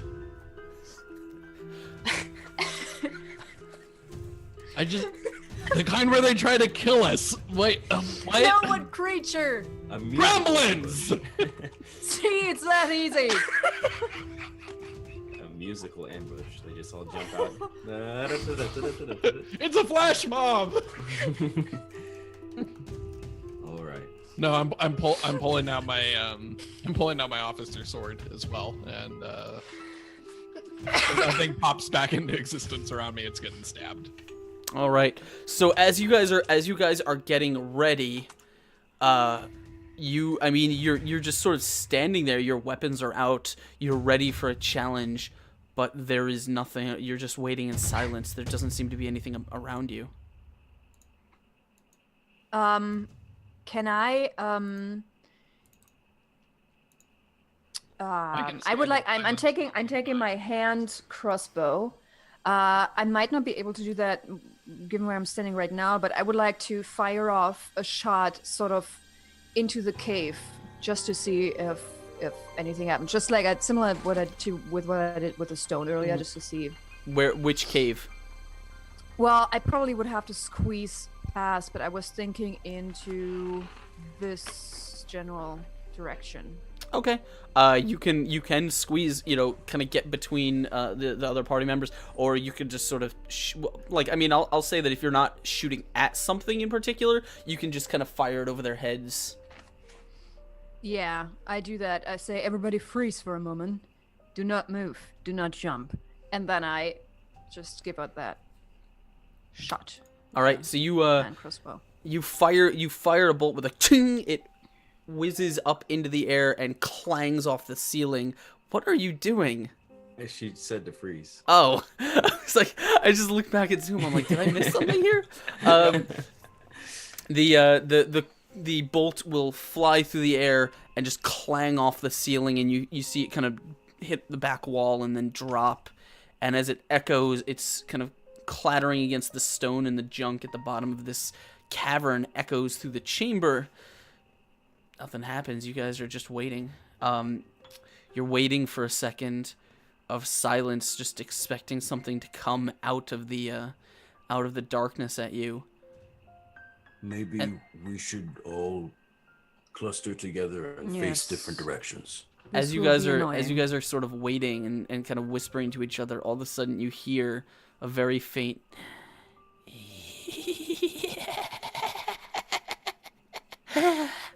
and it's not just like, it's one like raspy tittering laugh coming from somewhere in the cave, and then all of a sudden it's joined by others just echoing from all around you. You're not really sure exactly where they're coming from, but there's Nuke this fucking cave. Yeah, let's I was all gonna back say, out and somebody drop a fireball behind us. I do have a flask of oil, so if we could make a makeshift Molotov cocktail and just get started with that. All right, let's turn the dwarf into a Molotov cocktail. Nuke it. What? What? You're the one with produce fire, produce flame, or whatever. So You get at said it. turn me into a Molotov cocktail. He didn't. You know what I said. Can't we just use any gremlin poop we found? We didn't. We didn't find any. find irrigation. That was the point. Remember? They have irrigation, or they have Proper sewage. sewage. treatment. I mean, seriously, I don't pay attention. I could try that. If I have a bottle of oil, we It just need a strip of some clothes. Might And then, end badly for us. then we could just rip- have to proceed. I rip This a is kind piece of off a one my way or pit in another. cake. front of us, right? We could throw a fiery ball into that pit. whatever you guys got to do. There's this noise sort of rising up around you, so you are probably not in a great place to sort of get in intensive I'm in a planning. great So place. what do you guys In a great place. Well, all right, so here's the deal. You hear this noise rising up around you. What do you want to do?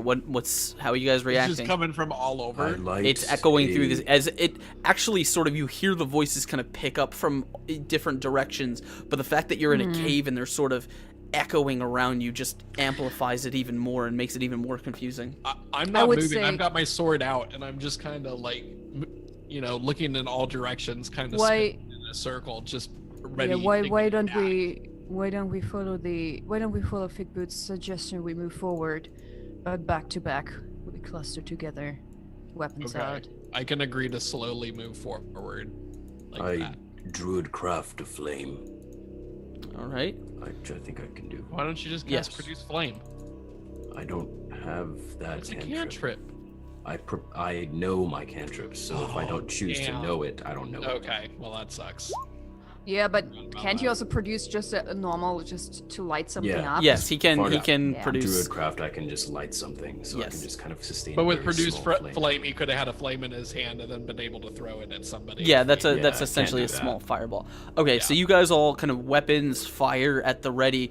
You see this sort of larger cavern stretching in front of you. In fact, you can see that the several different passageways seem to converge on a narrow ledge in front of where Quinn is standing, that overlooks a sort of rubble-strewn cavern.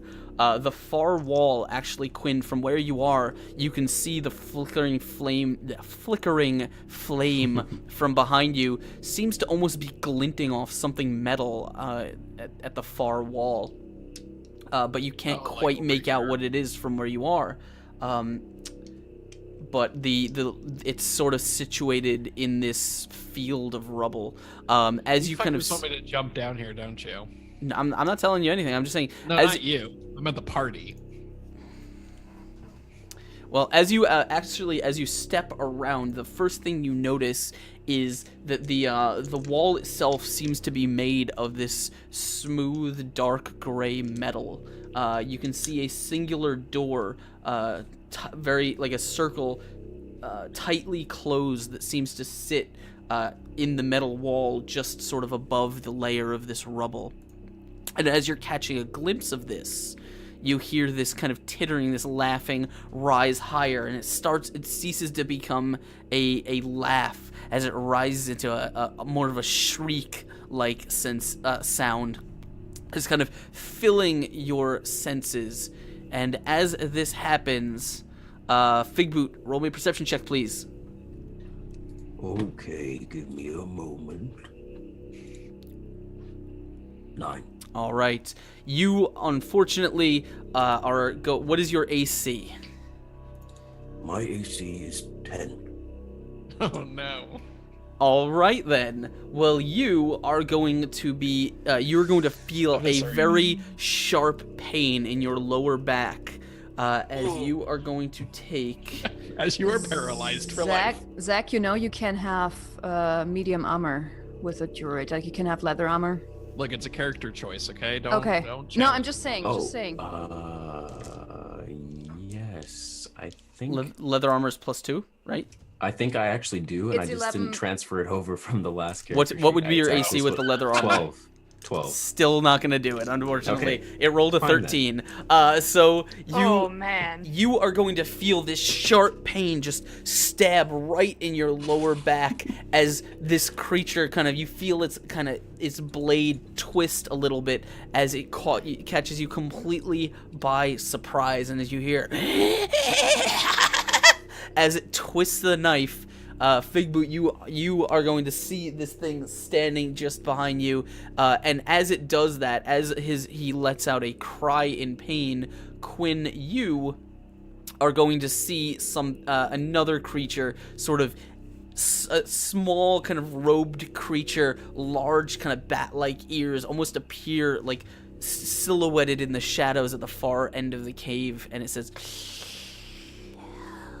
"Food or shinies."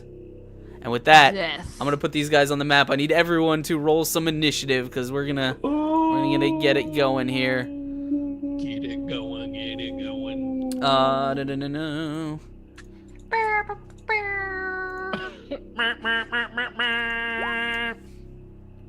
Custom moods.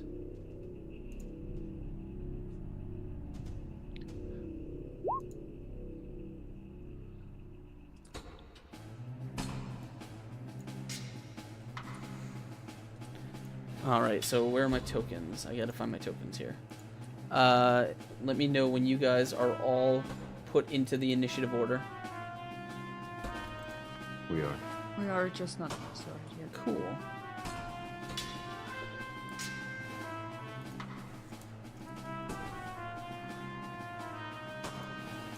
Do I not have one? I do. Okay.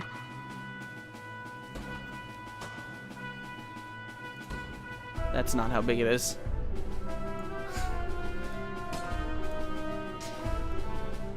Okay. There's one. There is Tiny two. little people. Yeah, but they're annoying. Watch out, because they're going to start stacking themselves on top of each other. Maybe it wasn't halflings, but it was just gremlins. It was just gremlins. Gremlins It's not disguised as- as half. It's halflings. not as Disguised dangerous as as the halflings. not as dangerous as halflings. Close. There's one. Is this going to be canonical that Karak is like terrified of halflings? Okay, she's not terrified. We have to she's- venture into Where? the Highly origin of that amused. phobia. It's not a phobia. So what Love happens hate. is Sure, she it's is not. You're very she is- strong. She's just aware of how No, dangerous she's- they are. She's fought against every single race in the fighting pits Except for halflings. for halflings. So the idea that halflings can fight is so amusing to her. She wants to see it in action. She wants to take down a halfling. I think it should go the other way. That like you've never fought a halfling, so they must be so terrifying that they were never, you know. Okay, I think they I could like never that. bring one to fight you. I think I like that. Well, we will delve into that past in a bit, but for now, we have got some stuff to deal with. Also, by the way, before we get in, thank you, Zerika, for following. Welcome to the madness, my friend. And thank you also, Silent Dragon 7. Welcome to both of you. Okay, so first up is this thing, and How many are there? you see the one basically you just see the one directly across that's shrouded in shadow, and you are aware of the one that just stabbed Figboot, but other than that, you haven't seen any others yet. The one that you can see, it's sort of got a robe on. It's basically just like a black silhouette. You can't actually make it out just yet. Sorry, I don't know if the music is too loud from that. I'm gonna turn that down a little bit. You see the one across the cavern begin sort of waving its hand, almost. It's kind of leaning on this stick of wood, and you see it begin waving its hand. And as it does, this sort of glowing energy seems to trail behind it in the air. And as it does, it's just kind of. You see it just kind of leaving this trail behind, almost like an after image. It's a mini fig boot. And as it does, I need both Quinn and Karak to roll me a will save. Wisdom no. Oh, save. wisdom saving Call it- throw. I'm sorry, will save. Color Wisdom saving spray throw. or some shit like that. Yeah, it's like hypnotic pattern or I something. got really lucky. Oh, so did I. I got a 16. I got real lucky. All This right. If this save is higher than 16, I'm gonna freak out. So you guys kind of feel this almost hypnotic effect on your mind, and as it whatever it seems to be doing, you feel you can't tell exactly what it is doing, but you almost begin kind of like instinctively like clutching your hand to your ears or looking away as you kind of shake your head, shake your mind free, and you manage to free yourself from whatever hypnotic effect this thing is attempting to bestow upon you. But it is still kind of doing its movement when its turn finishes, and as it does, you hear also kind of the jeering that is echoing through this cave getting louder. Karak, you're up next. What do you want to do? So I'm gonna go into my rage. Got my rage hat. So popping in a rage. I can't really get past Figboot. So I am going. Sorry. How deep is this ledge? The ledge itself is 10 feet. Okay, so I can jump down it pretty easy. It's like 10, 15. Yeah, you can jump down. Yeah.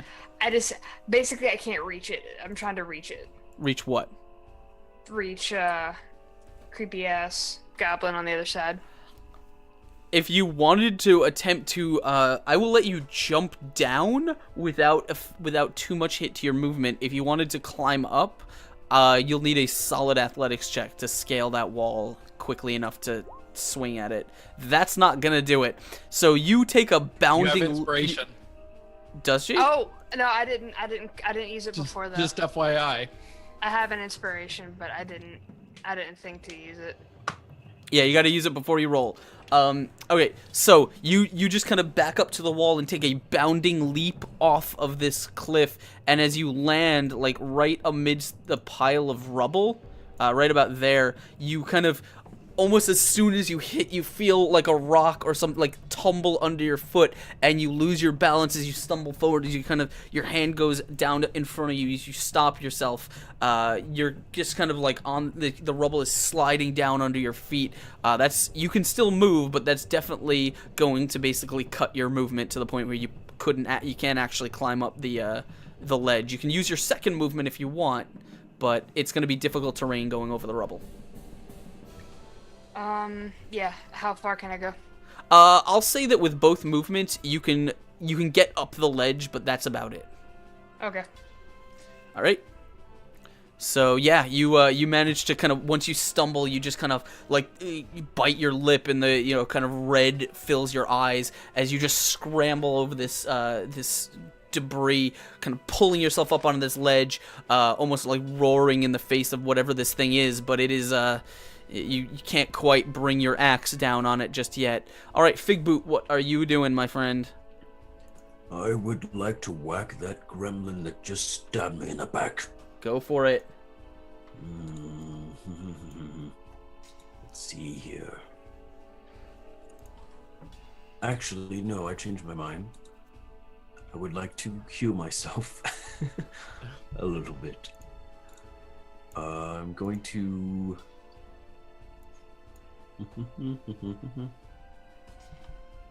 believe I'm going to use Cure Wounds. Yes, I'm going to use Cure Wounds. At first level. Okay. On myself. Got it. Sorry, I'm just testing. Yeah. Playing with audio stuff here. I think that should be good. Good. Okay, so you, as you kind of pull yourself away from this dagger, you just, holding your shillelagh in one hand, you kind of conjure up the druidic energy in your other, and you kind of place it to the wound, and as you exhale a pained breath, you feel the wound itself closing up, and you feel yourself, the pain subsiding. Anything else you want to do? And then I would like to, it would get an attack of opportunity on me if I backed away, right? Yes. Okay. I'm gonna stay in the same place. Okay. So you're just squaring off with this thing? Yeah. All right. Ready to hit it. All right, Robin, this thing is right up in your face and his. What do you want to do?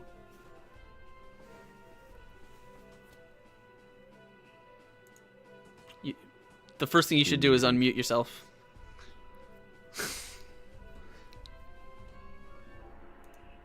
That works better. There right? we go. So, again, drawing my scimitar in addition to the rapier, and then I'm trying to go and stab that thing. I'm leading with the rapier. You got it. Let's see how slippery these things are. 23. That will absolutely hit. So it's 7, and then as a follow up with the scimitar. Bonus attack. Go for it. 8. An 8 will not hit. But I get sneak attack damage, right? Because Figboot is right next to me. Yep. Okay, hold on. Where did there? 1d6 extra. Oh, wait, what is it? Oh, I rolled a 6. Okay. Okay. So it's 13 in total. All right. As you see Figboot sort of step away from this thing and heal himself, and as he kind of holds his quarterstaff in front of him to kind of defend himself, you just instantly kind of turn around the rocks here and just lance down with your rapier. And as this thing doesn't even see you, you kind of skewer it right down through the neck. Your rapier kind of lancing down through its trapezus, just past its collarbone. As you kind of cut outwards, there's almost a spray of blood trailing behind your rapier as the thing just Wakey, little one. and as it stares at you with those kind of bright, beady little eyes, you see it kind of just drop to its knee before collapsing into the dirt. It's dead? Yeah, it's a tiny little jinkin. It's not... Hey guys, these things are annoying as fuck, but apparently also very squishy. Tiny little Jenkins. All right. Anything else? That was your. You still have a movement. Let me see here. Yeah. Also, your sneak attack should be 2d6, I think.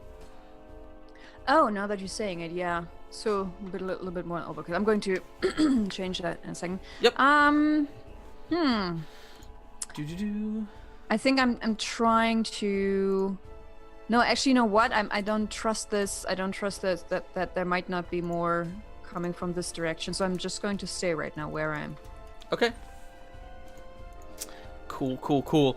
All right. So that means that last on the initiative, well, last here is going to be Quinn. What do you want to do? First thing I'm going to do is cast the spell Ensnaring Strike, and Okay. then I am going to shoot the cloaked gremlin with my longbow. Hold on. Do you have it for me, or do I have to look it up? No, I have it for you. Cool. Go for it. But it runs off the weapon attack, so it's only the spell's only gonna take effect if I hit it with this longbow attack. That is fine. To which I got an 11 to hit. Not gonna do it, unfortunately. Didn't think so. Okay, that sucks. Yeah, these things are tiny and pretty hard to hit. Yeah. All right. All right. Well, I guess that's my turn. All right, so you just kind of fire your longbow, and as Karak is pulling herself up onto this ledge, your arrow just whizzes right past her face and clatters against the stone wall on and when the it other hits side. the stone wall, there's like a burst of like thorny vines that just erupt out of the arrow, and then they instantly wither and die on the floor. That's where it's like streamers, just yeah, and then exactly. All right. So it's a party.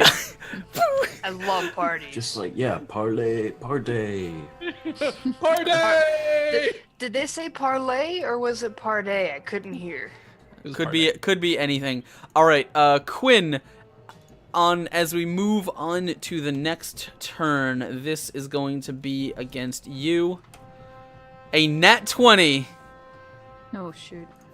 As Shit. as a creature is going to come from behind and shank you right in the back Right in the booty. for 7 damage. Oh no, wait, you know what? I need to add another d4. Another 1d4. No, you don't. Plus 1d6 because that's a crit. So 10 damage total. I'm sorry. As this thing you feel a sharp wrenching pain as this kind of wickedly curved and nasty blade, probably made out of junk metal or something, just slices right into your kidney or something from behind, and you feel the hot pain kind of lance up through you as it twists the blade and pulls it out, kind of splattering blood on the floor. You hear its kind of horrible tittering, raspy laugh behind you, just as this creature has just sort of gotten up in your grill. Next, this one is going to Robin. Roll me a perception check, please. Okay, coming up. 19. No, 19. You just managed to kind of to hear the scraping on stone, and it's gonna get it's just gonna catch you by surprise as this creature you see it just before it kind of turns to stab you. So it's not gonna get sneak attack on you, but it is going to get a normal attack. Nat 1, it kind of slices forward, and as it does, you just pull yourself out of the way, and it kind of cuts against the stone wall, and you see the sparks as its blade just horribly drags against the stone, and it kind of looks back up at you, almost like... Nice try, Squishy. Yeah, it kind of looks up with you almost with horrified kind of eyes, with that big sort of toothy grin, as it realizes it just sort of left itself wide open. Karak, this thing over here, the one right in front of you, however, is going to... It is not going to disappear. It is going to... first of all, roll me a dexterity check.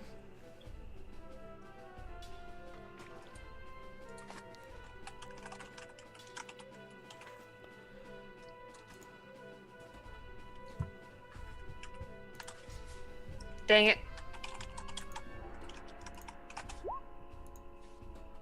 All right. So just as you're kind of pulling yourself up over this ledge and you kind of put your foot on, Oh, you're about to no. swing your axe down. You see it kind of look up at you as it does, and it just kind of like slams its staff down on the floor, and it is gone as it is taken away. And you do not see it in front of you anymore.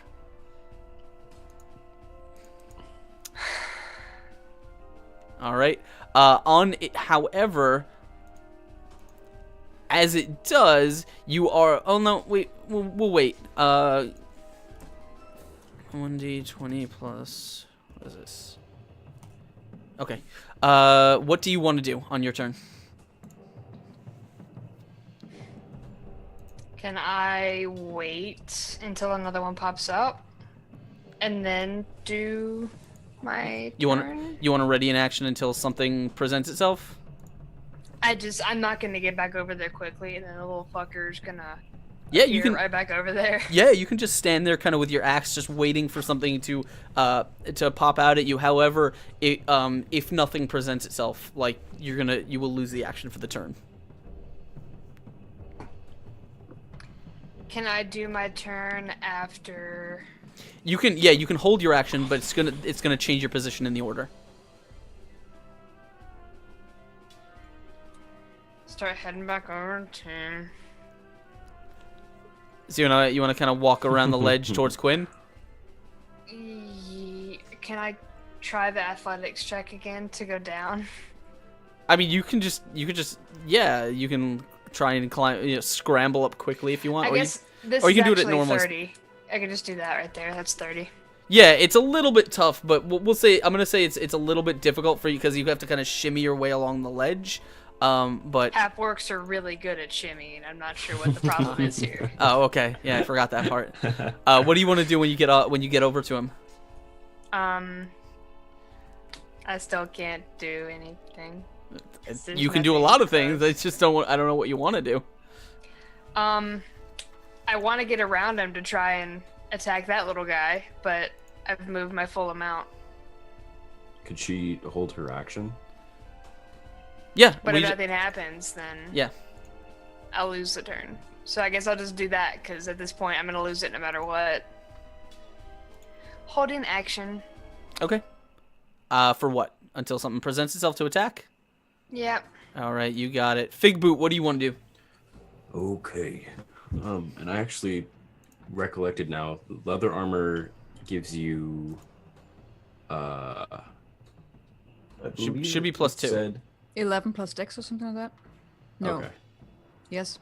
So it should actually be 11 for me because my dex is -1. So my AC is 11. Anyway. Okay. Not that changed anything. Yeah. I thought we were gonna go in the other direction here. Okay, that's fine. Nope. All right. So Fig Boot is going to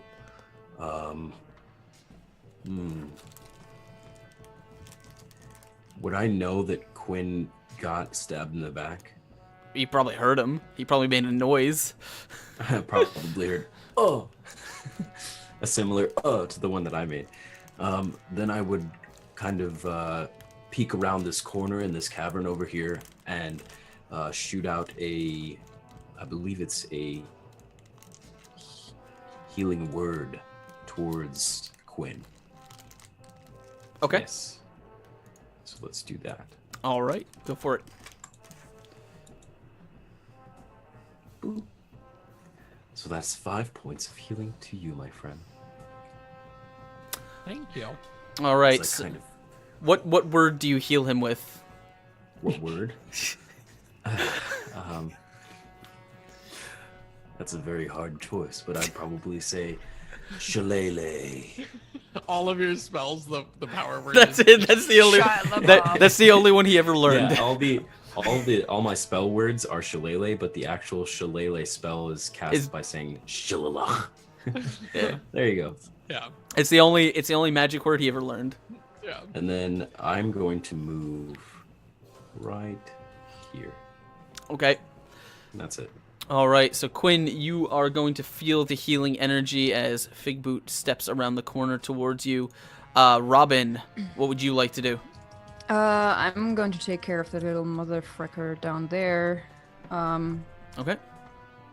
Stepping one step ahead.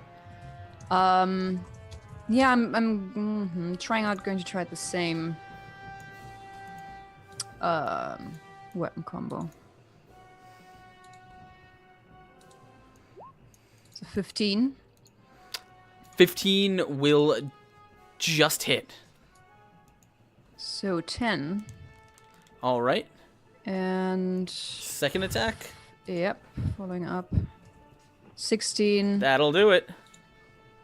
15 in total. All right. As you you stab down with your rapier, and as you kind of pin this thing through its stomach, like right through its lower stomach, as it begins kind of grabbing the blade and kind of squirming, you kind of over your head with your scimitar. You just slice down, and you just cut clean through its neck as its kind of fat, bulbous little head just plops down on the floor and rolls. And as you see, it's kind of the blackened blood spurt out of its neck. It just flops over onto the ground. Okay, let me see. So that's that. And then I'm going to move a little bit up there. Okay. No, I think I'm staying there. I'm probably able to hear like cackling maybe from that direction from the other thing. Yeah, you can definitely hear the noises coming from the Okay. north. I think if I actually move to this section, then it probably can see me, right? Because I want to stay hidden, sort of waiting for my next turn, sort of sneaking around. You could try and stealth around the corner if you wanted to. You'd move at half speed, but you could try and do it. Yeah, I can. Yeah, I can do that. So just rolling stealth. All right. Do you want to roll stealth, or do you want to do you just want to stay around, like stay on the other side? Yeah, actually, you know what? I'm staying here for now, and if that thing is still there by the next time or when my next turn comes around, I will just walk around and see if I can surprise it. Okay, cool. Quinn, what would you like to do? I would like to spin around and stab this gremlin. All right, go for it. So I guess I'm gonna, if I can, do I have time to put my bow back on my back, or am I just And yeah, I'll say you can. I mean, you like quickly just sling it over your shoulder. Yeah, that's how I wear it anyway. Is just slung over my. Then shoulders. yeah, Sling over very my shoulder. easily. I draw out my sword, and does a 14 hit? 14 does not hit. Damn. Okay. Well. That's it.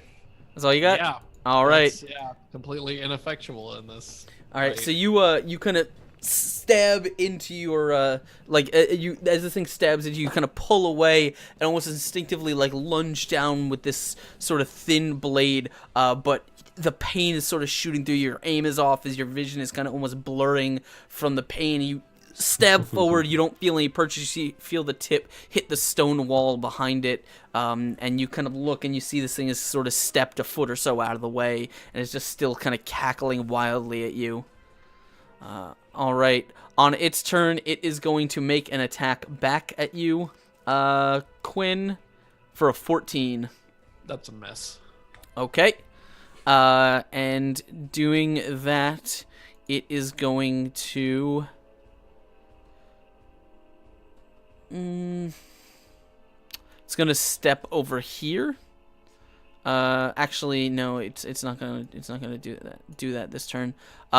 It is gonna step over there. However, Karak, as you're kind of watching Quinn wheel around and stab at this thing, you are going to see you're going to have something dart at you from the shadows, as this is going to attack you. Does a 21 hit you? Yes. All right, so that is another hit. Barely, just barely. With sneak attack. for as this thing just kind of like lunges out from the shadows from under and stabs right up into your leg and kind of pulls this little kind of knife out, its other hand still holding this staff as it kind of holds this up defensively. As it steps back, you see this robed little gremlin has just somehow kind of come at you from another side, and as it drew blood, it is going to kind of juke back into the darkness. You can still see it, obviously, but it is kind of it's stepping backwards, trying to get away. What do you want to do? I'm gonna attack the shit out of it. Go for it. I'm gonna attack recklessly. All right. Exactly. Reckless. That means go. you're gonna get some advantage on that. Yes. I don't have any air horn sound effects, so Oh, a 22 is enough to hit. Thank God. Whoa. Get wrecked. Wow. damn. All right.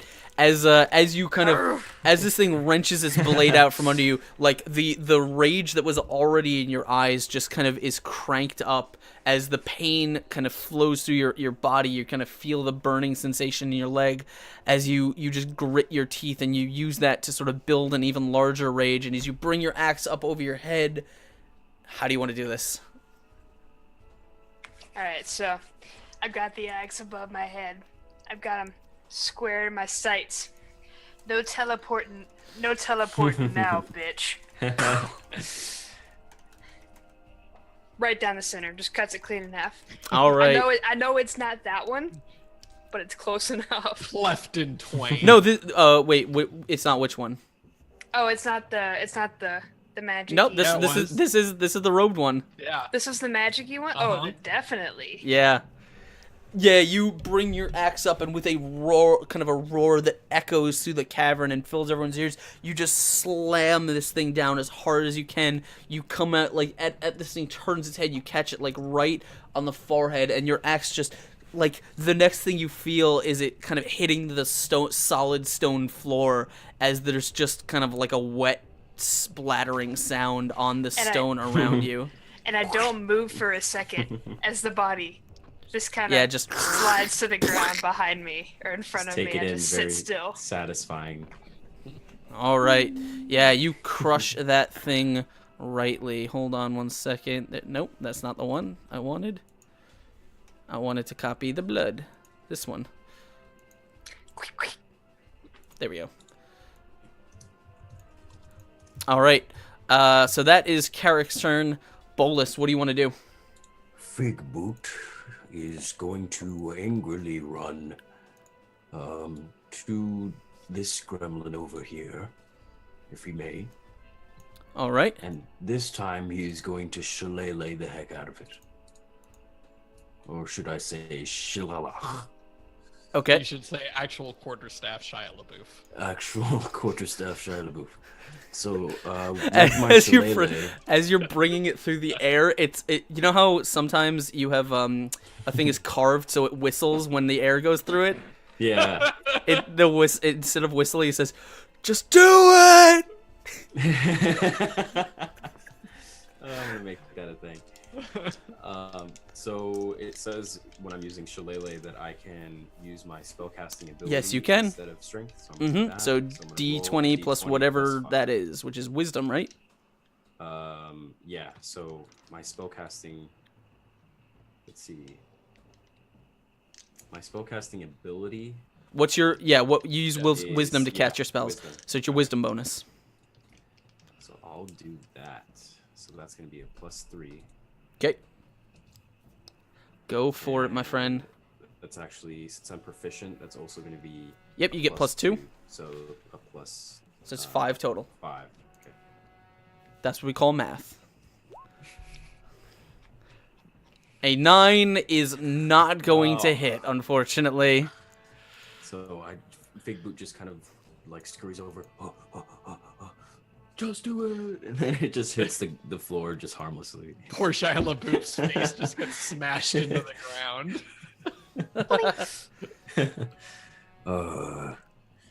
I'm done. That's it. All right, all right. Robin, what would you like to do?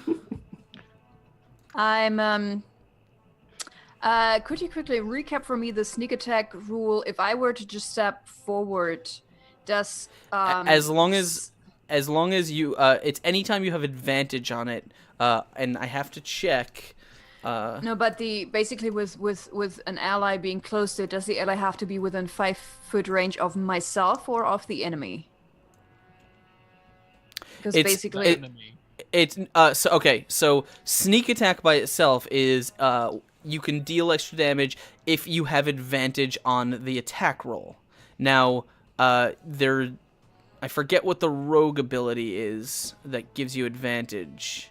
well, it could be if I do it sneakily, but it's also if an ally is nearby. But I forgot if it's That's if the ally assassinate, has right? to be. I have that. That's just normal sneak attack. Hold on. Or just flanking. It's just flanking. Flanking, no, there's no flanking in 5th edition. Correct, no, but hold on, this, hold on, but that's hold how on. that feature functions. Like, Yeah. it gives her advantage It's in a- flanking position. Yeah, no, I know. I'm trying to remember It's the an optional rule. Advantage of flanking. No. Okay, no. There is an actual thing that gives rogues advantage. I'm trying to remember. I'm trying to remember what that is. It's not flanking. It's. Give me 1 second.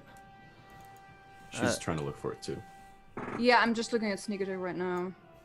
Blah blah blah. Creature tag. Because I just answered this question. It says, oh, okay, actually it would work. You don't need advantage on the attack roll if another enemy of the target is within 5 feet of it. So that would work if I were to just step out right next Yeah, to that's it okay. and That's what managed to I was hit it. looking for. Yeah. So it's not flanking, but it's if they're within 5 feet. Yeah. Okay. Then I'm going to just walk up here and stabby stab it. I'll try to. All right, get that. 17. Okay. So Eight. that's 8, and then you have the 2d6 on it. I can do, maybe that's already enough with the sneak attack damage. Let's see. +3, that's not quite enough, right? 9. So as you So I could still follow up with those scimitars. Yeah, you can if you want. actually. I wanted that. 11 doesn't work. 11 is not going to do it. As you just kind of lunge around the side. This is just as Figboot is bringing his staff down, and the thing dodges out of the way. You just slip out from behind and lunge forward, kind of catching it right in the side. As you pull your blade out, it just kind of lurches forward, holding its wound as it's bleeding, but it is not dead just yet. All right. Okay. Anything else you want to do? No, that's my turn. I'm gonna stay there. All right. Quinn, what do you want to do? I want to stab this thing. I want to finish it off. Go for it. Does the 17 hit? 17 does. For 8 points of damage. All right. How do you finish this thing off? Well, my next action is going to be to move. So I turn on my heel, stab this thing through its back, yank the sword out, and rush down the hallway, or rush down this cave towards these other gremlins. I think those are all dead. Yeah, those ones them. are Those dead. ones are all dead? Yep. Took care of that. All right. Well, then I guess that I just run my sword through this. All right. gremlin. All right. Well, as you do, you guys will kind of you slice through this last gremlin, and as it falls to the ground, it ceases to move. Its blood kind of spraying on the wall. Eventually, things kind of begin settling it down for you, and you guys are sort of left within this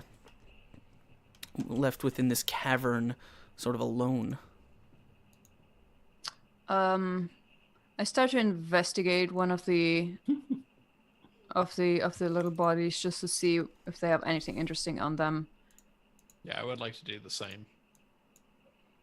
Let's loot. All right. Also, as I'm kneeling down next to this, do we need to take any kind of proof, evidence that we killed them? I mean, right now I assume that weren't all of them.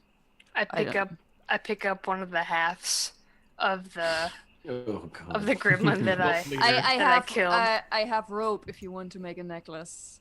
Or Out of What do you she think I picked up a am? half of a Out like, of half of a body. half of a body just like dangling as a necklace. No, I have rope. You can just, knot several of the parts and then hang it, like a sash. Like a bone necklace. Like a sash. What do you think I am? Some sort of barbarian? Tie the hands together and the feet together, and then just wear the whole thing. See, now Like a he likes it. bandolier. He's running with it. So I was like setting up some music. What are you guys doing now? We're accessorizing ourselves with the gremlins. So we were thinking about trying to take something back to prove that we killed these gremlins. So I picked up half of one of the gremlin, like the gremlin that I sliced in half. I picked up half of it, and I'm suggesting we take that. And they're like, "Hey, turn it into a necklace." And I'm like, "Am I some kind of barbarian here? What's up?" So yeah, So- basically. Although yeah, so Robin doesn't think that those can't have been all of them. Like those how many were I don't- 4 or I don't 5 think little so either. thingies? There must be more. All right. And I actually We should changed my go mind. Down. Yeah, I was gonna say I changed my mind. Instead of investigating the dead gremlins, Okay. Yeah. I want to go check out this door over here. Oh, okay. Yeah, Also, I'm I gonna keep check out the wanting gremlin. I keep wanting to call them gerblins instead of gremlins. Gerblins. my I have to like, gerblin. catch myself every single time about to say gerblin. Or my gerblin. All right. But I'm Or my quickly gonna gerblin. I'm quickly, Gerblins. I'm quickly gonna check out the body just to Okay. see if there's anything we can. Yeah, the gremlins don't seem to be too well appointed or anything. The only one is dressed in sort of tattered sackcloth robe. The rest seem to be really not garbed in much of anything. They're just kind of scraps of leather and little bits of this and that. They're not well appointed. Their weapons seem to be made out of crude, sharpened metal. And if anything they're carrying, some of them are adorned with little kind of tied wires or things that they may have pulled out from the technological junk and rubble around them. But you don't see them. They're not carrying anything that seems to be of value to you. The only thing that you guys really can tell is that this place is full of more rubble and junk that this small group could probably move on their own. Mm-hmm. Okay, yeah, I leave it be and move further down Okay. here, see what the others are finding. All right. Robin, can you do me a favor as you're moving Yeah. into here? Roll me a perception check, please. Sure thing. Where is it? Ooh, All that's right. good. That's a 6. As you're stepping through this cavern, you feel your foot hit something, and almost as you look down to see what it is, almost before you have a chance, there is what appears to be some sort of spring-loaded thing covered in jagged bits of metal from the ceiling was just gonna whoosh down and strike you as you have tripped this tripwire. Unfortunately, you did not see it, so it is going. I need you to roll me a dexterity saving throw. Coming right up. Dex save, come on. 11. 11 is not gonna do it, unfortunately. So you are going to take 7 damage as this thing just Okay. whoosh, like jagged pieces of metal right into your side. Ow. That was sloppy. Oh, by the way, during the last session, Figboot, he gave me one additional. That was a temporary hit point. Yeah, but that has only that lasts been? for a minute. I was gonna Yeah, ask, okay. yeah, it's not gonna last for Okay. terribly long. So 7. Okay. All right, so you guys hear this kind of loud echoing snap as she is struck by some sort of rigged tripwire trap in one of these in this cavern.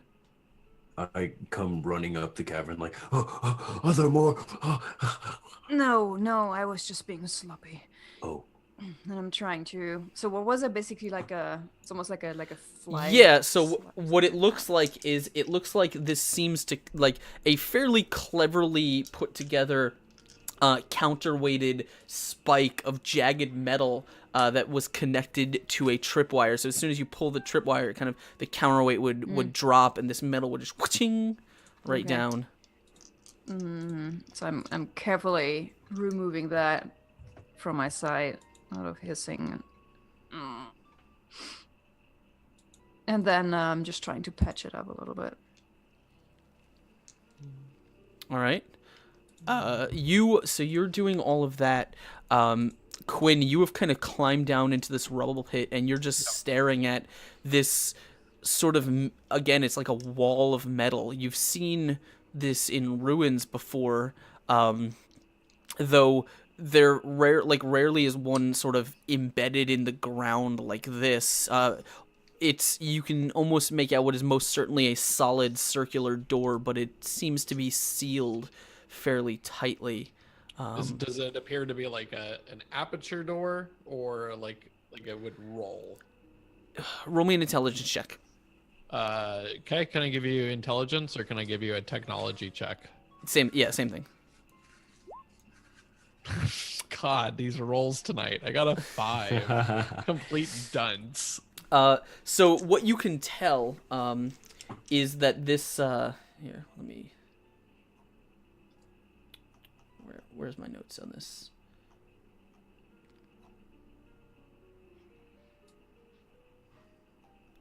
Sorry, I couldn't find my notes. Yeah, the door itself is fairly fairly solid metal. The door is closed as far as you can tell. It probably doesn't open from this side, or if it does, you don't know exactly how to do it. Though you don't see any immediate things that look like they might be triggerable. You don't have a ton of generally when you encounter doors like this in your experience, they require some method of passage that you just don't have, or you haven't figured out. But you could, in theory, you could potentially break through it. It might take a lot of work. I was gonna say that becomes my next option. I'm gonna pull out my crowbar and see if I can't force this thing open somehow. This thing is solid, solid glossite, and it is going you don't know how thick this is, but it is far too thick. So I can't find. I can clearly see where the door is, but I can't wedge the yeah, there's not enough of a gap. You're just kind of it's machined so well that I just can't get the crowbar in there to force it. Yeah, basically, it's you're trying. It's slipping around. I struggle at it for a while, and eventually I give up. And do I see him do that at some point? I probably throw the crowbar at the ground. Fuck this thing. Do I see him doing that? I will probably hear him. Yeah, I mean, eventually, you guys aren't doing anything, so we're not on a turn clock. So you can you can see him at the bottom of this kind of cavern, struggling with this metal wall. Yeah, I would want to need some healing. Are we okay? Yes. In a bit. I'm sort of still pressing a hand over on my, let's say, the side of my thigh where that stupid thing hit me. I will probably need some healing in a second. All right. Thank you for offering, Fit Boot. I'm going down there. I just want to get an idea if that boot is anything. That boot. That boot. It's working. My dominion will spread. Just kidding. He's got that boot. That boot. Well, that's a Freudian slip if I've ever seen one. The boot. All I can think of is a boot. No, if that door. Tell me about your boot. What does it mean to you? Tell me all about the dreams. Okay, so Also, I think I accidentally put my token and Figboot's token in a group or something like that. I'm moving them at the same. I'm just like, Yeah, these are all controllable by everyone. I have to go in and set them. You need healing now. yes. You need some Suddenly, healing now. suddenly find myself glued to her side, just like, what? May I please heal you now? Oh Lord. So What I actually wanted to say is I wanted to take a look at that wall to get an idea if that's. I mean, it doesn't seem to be a standard wall because I have a set of thieves tools, but if it doesn't remotely look like a normal door with a lock that I could try to pry open, I'm probably not even going to try it. No, it's. I mean, you've dealt with metal things that have been brought to you, but you've never really been much of an explorer. So you probably haven't come across these doors before. There is definitely no like lock plate or anything on this. This is just. Okay. It looks like some sort of solid metal that's clearly marked as a door, but it's not like you're not sure how to operate it in any way. But Robin. that's all right. Like around the door, it's stone. No, it's metal. Stone. It's all. Oh, okay. Obviously there is stone wall, there. It's just sort of the metal there's like stone that kind of gives way to the metal. Okay, gotcha. Well. I look at the others and I say, I mean, we haven't heard anything, but perhaps we should check out the other pathways to make sure that we didn't miss any of those little suckers. I think we should go back and check in, because if we can get this information with just the amount of gremlins we killed now, that is great, rather than having to try to kill more. I agree. Let's go back. And I bend over and pick up my crowbar However, and just start climbing out of the hole. Just bear in mind, if they find out that we did not take care of all of them, this will probably come back to hit us I at think some point. They would just say That's there's called more, yeah. go Dungeons and kill them. Dragons. I do not know what you're talking about, Quinn. That's why I did it in a weird voice. Because it wasn't in character. So you guys wanna kind of pack things up, and make your way back to Seth. Yes. Yeah. Let's hoping go that see. this isn't Let's hoping go that see this our is old enough friend gremlin. Sith. Okay, I'm gonna grab your tokens and I will just Okay. move you back there, because you guys eventually can wind your way back through the caverns, eventually rejoining Seth in her chambers. And as she does, you see her. She's actually kind of standing on, like, as you enter, she seems to be coming from this tunnel up here. As you guys enter the chamber, she's kind of standing up on this ledge, looking down at you. She seems to be just arriving as you guys are. And she says, "You have been gone. Is your task complete?" I point at Karak, and hopefully she'll throw half of it. Probably she's looking like she's coming back from Rabbit Hunt, like a bunch of. Only that it's just pieces. Well, we did kill quite a few of them. All of them.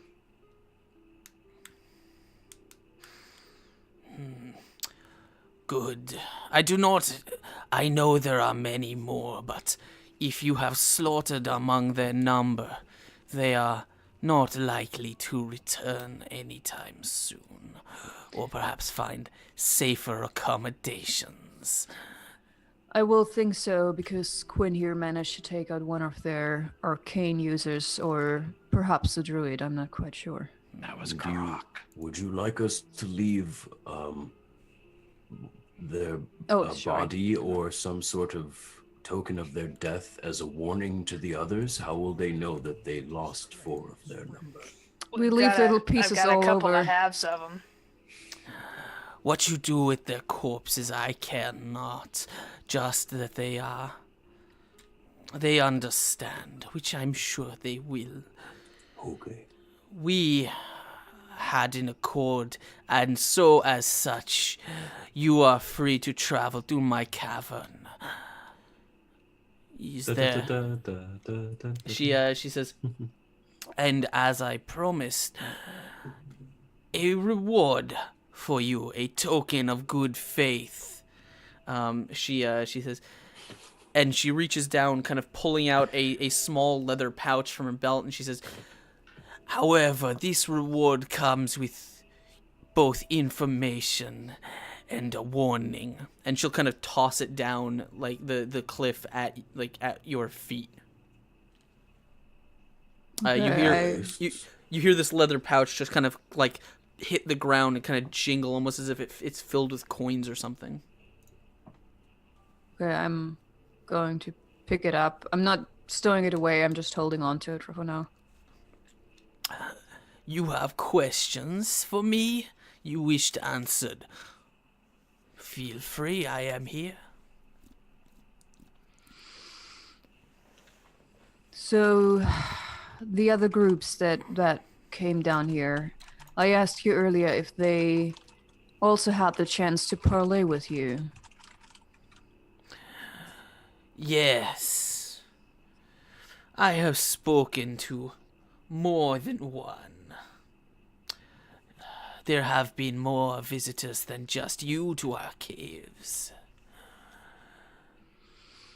Did you know what happened to them? I mean, a few we found on our way here, or what was left of them anyways.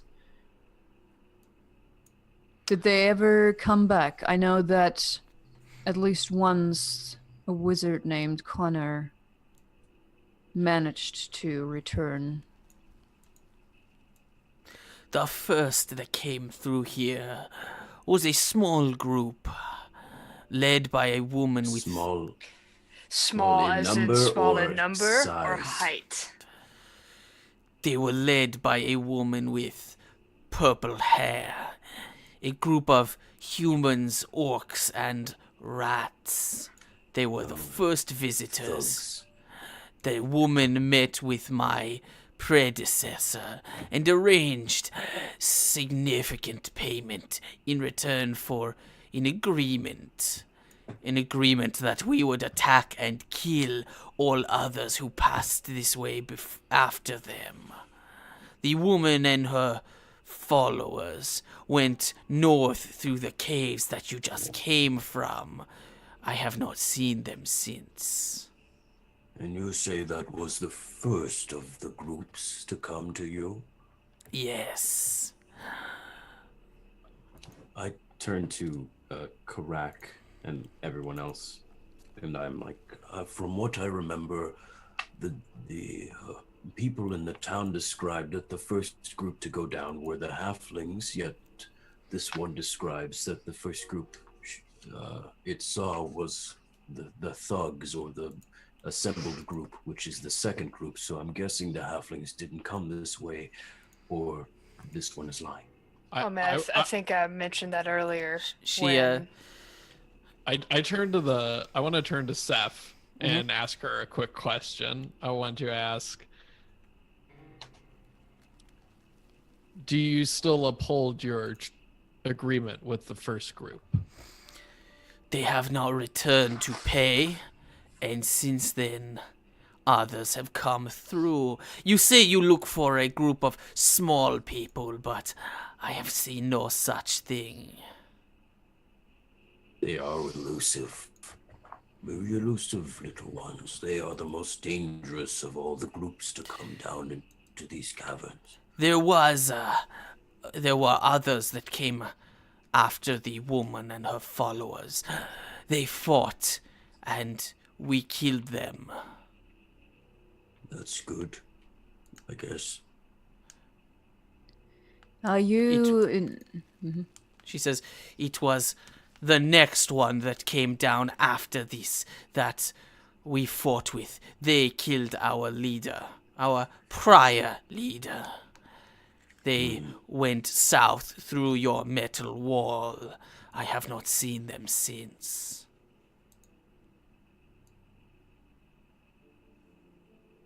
What was this group composed of, this one that killed your leader?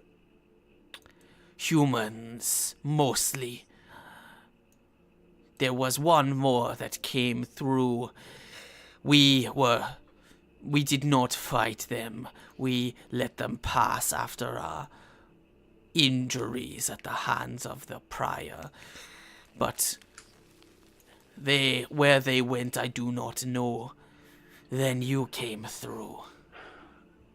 Do you know of a torch? Have you seen a torch with a blue light? Purple. Purple. I thought it was blue, but purple. It was purple. Purple. Hold I'm on. colorblind. I'm sorry. It's a dwarf thing. There is no light down here. No, a visitor that came down, was a visitor holding a torch with a purple light. Oh, I thought you were talking about the torch. You are correct. His Oh, light no. spell is Actually, Zach, you're right. It's blue. I am not colorblind. We Yeah. were just talking about the wrong We were- torch. Yep. Was there a visitor down here that came and spoke to you, or you perhaps saw, that was holding a handheld device that lights things around it that was the color blue? Yes, he was There a we go. he was a human. He went through the metal wall and has not returned. If that is who you seek, then that is where you will seek him. Was he with the group that killed your leader? Yes, he Oh. was. Oh, why did that happen? Because our leader was not interested in our survival. He demanded that we fight, that we attack. I have seen things differently. We lost a few of our number, and as such, it does not benefit us to fight, but to survive, since we are trapped here. Do you, by any chance, noticed something changing in these caves? Because overground, the purple torch or the fire that gave the town its name, it stopped. It went out, and it has been out for about a week. Nobody knows why, and they assume that the answer might lie somewhere down here. So I was wondering if you have seen anything, noticed anything, felt anything out of order. Any gas problems? Any, indigestion? I am aware of no such things down here. We have lived and we have fought, and now we try to survive. What goes on the surface is not our concern. I see. And I look at the others, sort of, do you still have any questions? Kind of way. I have a Go out ahead. of character question. Didn't they agree as part of the killing the gremlins that they would take us to the wall? Yeah, they said that they could do No. that. Oh, Okay. okay. I mean, but we already were at the wall. No, that's a different wall, right? The one that we just saw, don't know. Askren? I don't know. Okay, well, I Guess we still... gotta find out. All right, I'm still gonna... At this point, I don't have any questions, so my next action would be to ask Seth Let's do it. to escort us to the wall as agreed upon. Okay. I would say, Seth, you are going, or actually, Quinn, go ahead. Go ahead. All right. Are you done? I'll ask. Did you have more Yeah, questions or for I'll. her? You ask to go to get the wall thing clarified first. And Okay. then- As part of our agreement, you said that you would escort us to the wall. We are ready to go. Very well then. Follow me. This is the same one that the man with the torch went through. She says, yes, the second time he came, we left him untouched. So he went through and has not returned. I'm just gonna move you guys your tokens, but essentially she will lead you across this cavern, over to here. And as she kind of leads you across the cavern, you see the extent of this fairly extensive complex. But as you arrive, you see that a smooth, dark gray wall of metal seems to bisect the cavern here. Its expanse is pitted and scorched, but the metal itself looks quite solid looking. There is a strange circular opening that pierces the wall 5 feet off the ground, where the white is kind of outlined, that seems to allow access to some sort of hallway on the other side. Could I go and investigate it just to see if there... Oh, is it... Wait, is it open? It looks like on the map, like, as if it were open. Yeah, because the door itself is open. Give me 1 second. Okay. Yeah. I forgot that I hadn't put that there. Yeah, so the... You can check inside if you'd like. Oh, okay. Sorry, I assumed that it was like the other door that it was... No, this one is actually open. Gotcha. Well, actually, before we move in there, I would step over to Figboot and say, if your offer to heal me a little bit still stands, I would like to accept that now. I will Figboot, it is my job. Hold on a moment. All right. I would like to cast Cure Wounds on Roban. Okay. Roban. 9 points of healing. Nice, thank you. All right. So you are able to gain 9 hit points as your wounds are sealed up. Did you want to stealthily take a look through the hole, or did? Yeah. All right. So go ahead and roll me a stealth check on that. Hold on.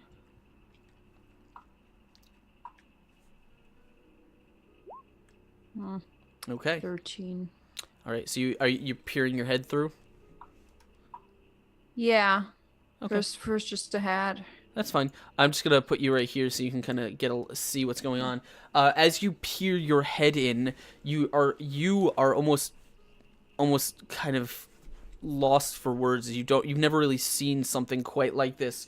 The walls, the floor, and the ceiling of this slightly curved hallway are made of smooth gray metal. There are panels of lighter metal that run along the ceiling about 8 feet above your head. To the north and south, the tunnel seems to be blocked by walls of metal, twisted metal, junk, and rubble, as if a cavern had sort of caved this thing in on either side of it. While you can see that there are doorways, there is a set of doors. This one appears to be slightly different ahead of you, which is just sort of barely cracked open. You can almost barely see beyond. And instead of using the map, what I'm going to do is I'm going to do this. Not this one. I want to walk up behind Robin, and while she's peering around the corner, and Robin, I grab your arm, and I look at you and say, I've been in these kind of places before. We need to move slowly. Expect that there are going to be traps. All right. I will try to do a better job than with that little trap thingy from the Gremlins. Just move slowly. Keep your eyes open. Expect anything. All right. All right. I'm going to actually bring you guys over here because this is a lot easier here. All right.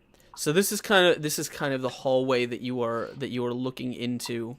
Oh man, that's so cool. Not exactly, but you get the sense of it. Yeah. And so, which of you did you want to take her place, Quinn? No. Well, metagaming, she has trap sense and is a rogue, so I would prefer that she take the lead, which is why in universe I'm reminding her to be aware of traps. Okay. So no, I would still prefer that Robin leads just because of her trap sensing and trap disarming abilities. Right now, I just have I'm just proficient at investigation. Okay. Right now, there's not more to it. Okay. Smells. So Robin, you are basically standing almost you're leaning into this kind of rubble choked metal hallway. Not really, I mean, the metal you recognize designs and bits and stuff from it. You've definitely seen traded and helped melt down pieces of things like this before, but you've never seen an entire cavern made out of it. Yeah, I would definitely, as I sort of watch from one side to the other, definitely feel that I'm getting goosebumps and a shiver down my spine seeing all of that extremely sophisticated construction. And then I slowly move forward towards the other door, but as Quinn pointed out, to be careful. I think maybe I can just make a perception right now. I'm just checking for any irregularities, anything especially close to that second door. Okay. Check for invisible traps, Pookie. Yeah, go ahead and roll me a perception check. Yeah, I mean, the metal is dented and in not particularly great shape. This whole place is kind of beat up pretty badly. So if there's there are plenty of irregularities. None of them, I mean, immediately jump out at you as they've been rigged here or anything. I mean, what I'm gonna do, I'm gonna okay, super paranoid. I'm drawing my rapier and I just, almost like when blind person used the stick, I'm going to use a rapier to just. Is there? Well, for some reason, I'm assuming there's sand on the floor. Is there sand on the floor? Or is it just smooth? There is, and I'm still in the cavern. There is. The floor is metal. Okay, never mind then. There is dirt that has been tracked in here, but no, the floor is pretty much all metal.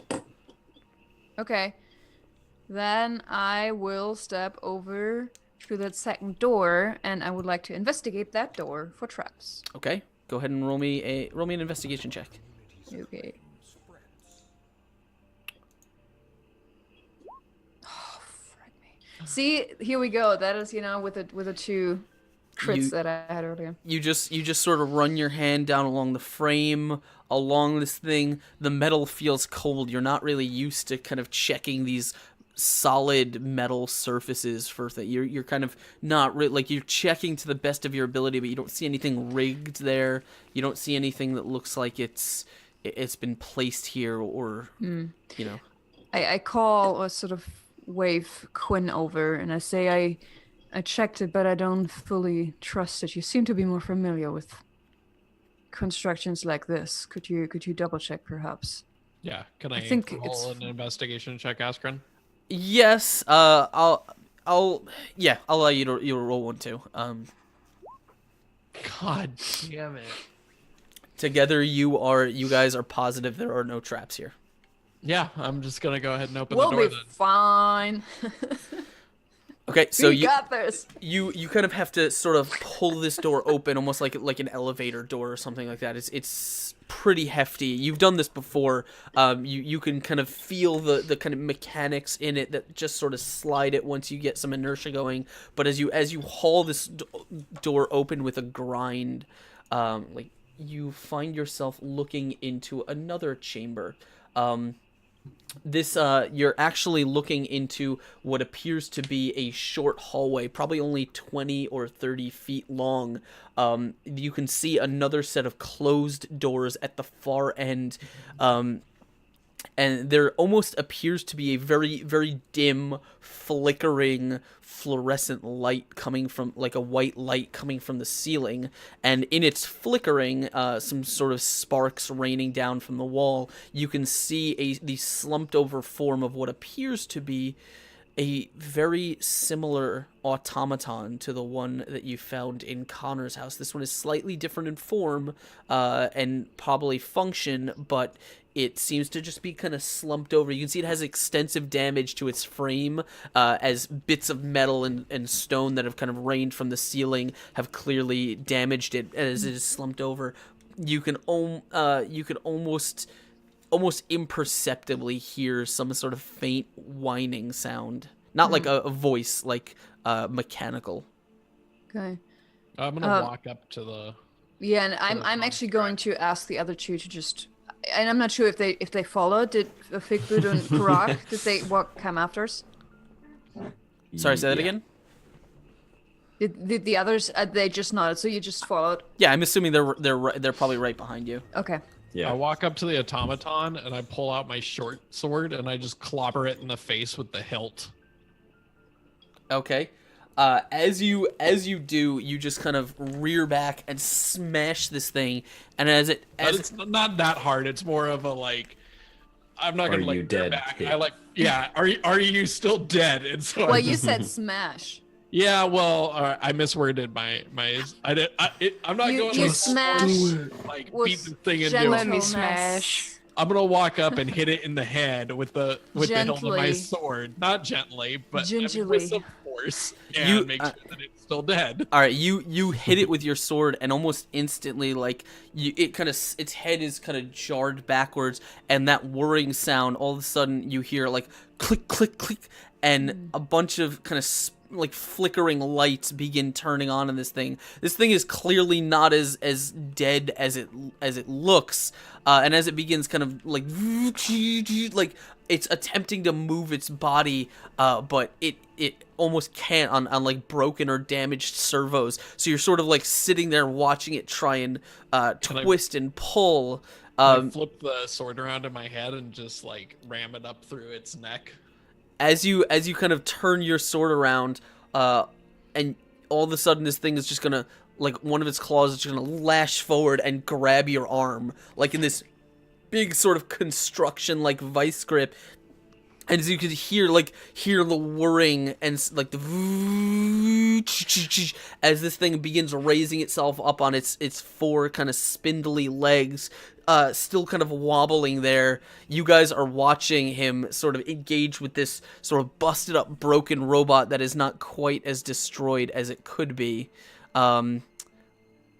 I mean, what do you guys want to do? How do you want to help him? What's going on here? Yeah, I would try to lob off the other arm. So not necessarily the one that's holding him, but Okay. I would Does run it- up and try to just do it, just do it, just do it, just do it over and over. Okay. Hit the. You guys can, as this thing is kind of gripping, Quinn, you could feel it kind of, its grip tightening on your arm almost to the point of pain, and as your friends rush over, you're able to sort of like smash against this thing and like basically pry your arm free, with your friends kind of smashing on it. You can see this thing is clearly drawing power from somewhere, but it seems to be too broken to actually move from where it is, because as you step back from it, it's like trying to reach for you, but its arm is kind of like on a broken servo. It can only move so far. Yeah, so since constructs are my favorite enemy, I know how to fight these things, and I've done it before while delving through these type of ruins. I'm gonna try again to like ram my sword through its head and try and take out its electronic brain. Yeah, Shut once thing you down. take a step back, you kind of level your sword off and just out of reach, and as you lunge it forward, you kind of slam the sword into that kind of gap right between the metal head and its chest plate, and you just feel yourself severing all kinds of wires and cable connections. As you just sort of tear the sword free, there's a shower of sparks as this kind of flickering yellow eye light on this thing just goes, and it slumps back down into its off position as you have just torn out a good chunk of its robotic parts. That was almost bad. Very almost bad. I kicked the head across the floor in frustration. All right.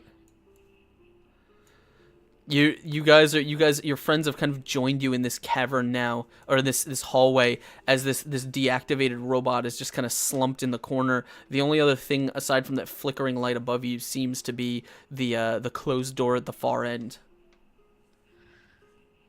well, shall we move on? Yep. I suppose. All right. Where do you want to go? You want to try and open the door? Yeah. All right. Yeah. You're gonna need a strength check to do that. I'll assist.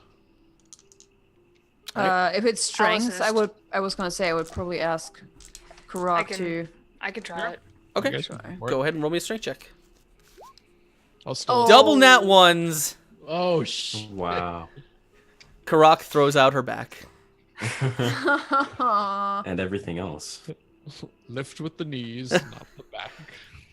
Yeah, I got this, guys. Figboot is probably standing next to her and saying that you should always lift from your knees. And she's Shut like, up, yeah. old man. Quinn, you managed to kind of cram your crowbar in here and just push and push and push, and eventually you feel whatever bolt is kind of holding this thing closed just kind of snap free as you shove your crowbar forward, and eventually you and Karak are able to kind of pull these sort of elevator style doors open once you've already broken the locking bolt. I give Karak a grin as she's standing there, like in pain, her like muscles spasming, and I point at the crowbar and I go, "That's how a lever works." Or a lever, depending on Yeah, I your thought you said lover.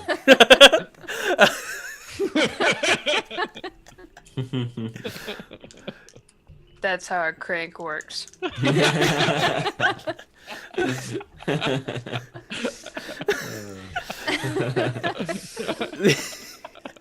Oh man! That was good.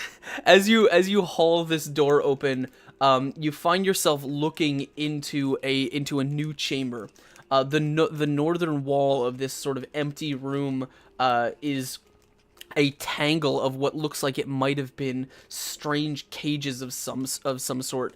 Amid the metal ribs of these cages, you actually can almost instantly see in this sort of the dim flickering light, there appears to be some sort of organic remains here, some long kind of desiccated bones of some sort of creature. They don't appear to be human that you've ever seen, kind of sit in this tangle of ruined and shattered glass and metal tanks and cages. There are smaller mounds of rubble that lie against the opposite wall. And I believe, and there's a door leading directly out to the west.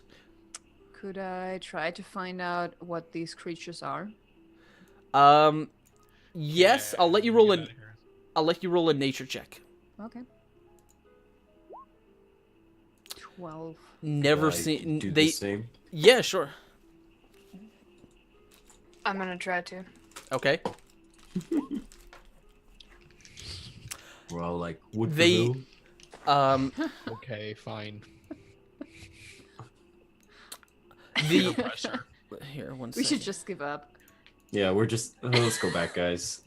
Obviously we're not suited enough for this. It's like, We don't know anything. poking at the bones, like, nah, let's Yeah, go back, have some let's drinks. let's like have coffee time with Seth and Yeah. everything, you know. the I'm okay with this. all you can tell is this creature was small, probably about the size of a dog.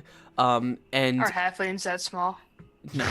Well, Yes. yeah, Oh, probably. okay. Except this is not. These creatures are not humanoid, and they appear to be some sort of like six-legged kind of creature. The bottom, almost instantly, you can identify what looks like the cages are filled with a small piles of some sort of like porcupine-like quills.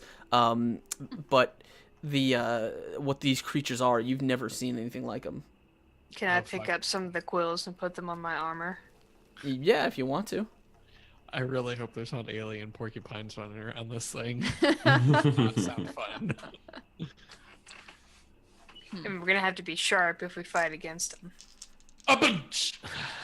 The bones themselves, actually, as you kind of examine them, they sort of begin almost crumbling to dust. They're just so long since decayed and just like dried out. Like Okay. Fig Boot. Yeah, basically. So, let's get going out of this creepy ass room, please. And so, aside from those cages, there's nothing. There's really. some piles of rubble, and there's a door that is kind of hanging open as if it's been like, it looks like the ceiling was almost crushed, so the door was kind of forced inwards. Yeah. Is there a lamp in the room? There is no lamp that you. There's lights that I are have- embedded in the yeah. ceiling, but you with your ruin experience know that you don't really know how to get those out and keep them powered. They turn off when you take them out of the ceiling. Funny that. I mean, you can, unless I say so, you can just assume that I always have cast light on my armor, sort of like on my shoulder pads. So No, yeah, I'm you sort of from Your behind. pauldrons? Your pauldrons, the things on my shoulders. Chalet. Pauldrons. The things on my shoulders. The thanks. Nothing's on my Hey, shoulder. Epaulets. hey, Maybe come they're on now. epaulets. Maybe they're epaulets and not pauldrons. All right. So, did you guys want to? Did you want to search for something? Or do you want to go through the door? I'm with Quinn. I think. Well, Yeah, think we're good I would here. rather go through the door. Okay. I will search for any small technological devices. Okay. I'm gonna go through the door with everybody else. All right. Roll me a perception check, Fig Boot. Everyone else is going through Actually- the door. You know what? Not now that, investigation. now that I think about it, Just make it quick. Whatever. Perception or investigation? Perception. Okay. Okay. this strikes me out of character as like a laboratory of some sort. Can I like make a medicine check to see if there's any like drugs around here? There. That wouldn't be a Or medicine medical check. You'd have supplies. to. That would be a perception check to search to see if you can find anything that looks like it might be. Okay, well I'm telling you, I'm specifically looking for medical supplies. Fair enough. You don't find much of anything any shelves that are here are long since destroyed, or whatever is on them long since decayed or stolen, or broken. However, Fig Boot, as you see sort of these piles of rubble in the corner, and you decide to kind of start just pawing through, just pushing through it with your staff. And you see, you can find what appears to be a mechanical set of grippers, almost like forceps. You can see a strange kind of mechanical looking device. It's got it looks like a key fob with a lot of little metal kind of bits coming off of the tip, and you also find two kind of round things with metal caps on the end that you're not familiar with. However, Pokeballs. as you they're more like cylinders. However, if you show them to either of the technologists in your Did you say cylinder? I did. We If you should show do it. if you show them to either of the technologists in the group, they would probably be able to tell you that these are Okay. some sort of batteries. I just come back with all this stuff in my arms, just kind of jingling, and I'm like, hey, look at all of these things. Can you identify them? Please, I want to know if they will explode or call anything. For safety reasons. I look at I, Quinn. I grab the battery and I look at it and realize that it's a 9-volt battery, and then I convince Fig Boot to stick it in his mouth, and I laugh at him when he gets shocked. What? No, What do you want me to Fig do? Boot, don't. Have you ever done a cylinder? Fi- I got Is the this cylinders right here, A guys. good thing? Is this a good thing that I should be doing? no, Fig Boot, don't, Quinn. Is this a test of strength? Yes. This is a test of stupidity. Give it. I hand it over. I lick I it. cross my arms and lean against the It wall. tastes like metal. Does Interesting. it shock me? No. Okay. I hand it back to him. Don't Did you I- look like a fool now? Did I pass? Yes. Okay. Flying colors. Congratulations. I do what I can. I have to have one redeeming quality. All right, seriously, you guys, let's mosey. So you guys are making your way through the door. As you do, you guys push your way through this kind of busted out door, and you find yourself in another chamber. This one actually has another room coming off of it that you're looking around. However, almost instantly, what catches your attention. And let me change my page so I can do it, so I can grab it here. What catches your attention in this room is the fact that the metal, the kind of corridors and chambers of metal that you have been winding your way through, seems to be broken by a large glass, like a large window panel that is just completely shattered. Like it is just sitting open now, and the window itself looks over what appears to be a vast sand-filled canyon. There's your sand. And as you guys are sort of puzzled, like you sort of look out into this thing, the strangest thing, because there's light pouring into here. There is like daylight. You can see the sun in the sky. You're looking down into what appears to be a canyon, a spire of rock rising in the center. Dust and debris, these sand-blown dunes and cliffs, all surrounded by a large, tall wall of rock, and the sun high in the sky. And as you look around, the city of Torch and the Black Hill is nowhere to be seen. And as you kind of visible ceiling, it's the sky. And as you guys kind of step in here, and a kind of a sharp wind blows dust and dry air into the chamber as you guys look out over this kind of dead desert canyon. That's where we're gonna end it for tonight. What the fuck? Because there is no better place to end than the party arriving somewhere they should not actually be. But that is gonna. I know that is gonna be it for tonight, guys. That is the end of our session. Of course, we could play for longer and figure out, but Fig boot. we. Oh man, but that's gonna do it for us, guys. Of course, don't just close your browser and go running away right now. Why would you do that? We've got all kinds of stuff to cover for you. But before we do that, thank you guys for hanging out. I hope you guys enjoyed it. Please let us know in chat what you thought. Did you have a good time? Was today funny? Did you enjoy the session today? You guys let me know in chat. I'm gonna go ahead and ask my cast what you guys thought. So real quick, we're going to swing around. We're going to get some thoughts on the session, and of course, you can follow that up with some hooks and plugs where you tell people all about what you get up on the internet and where they can find you. So let's start, as always, with Petra. What did you think about today?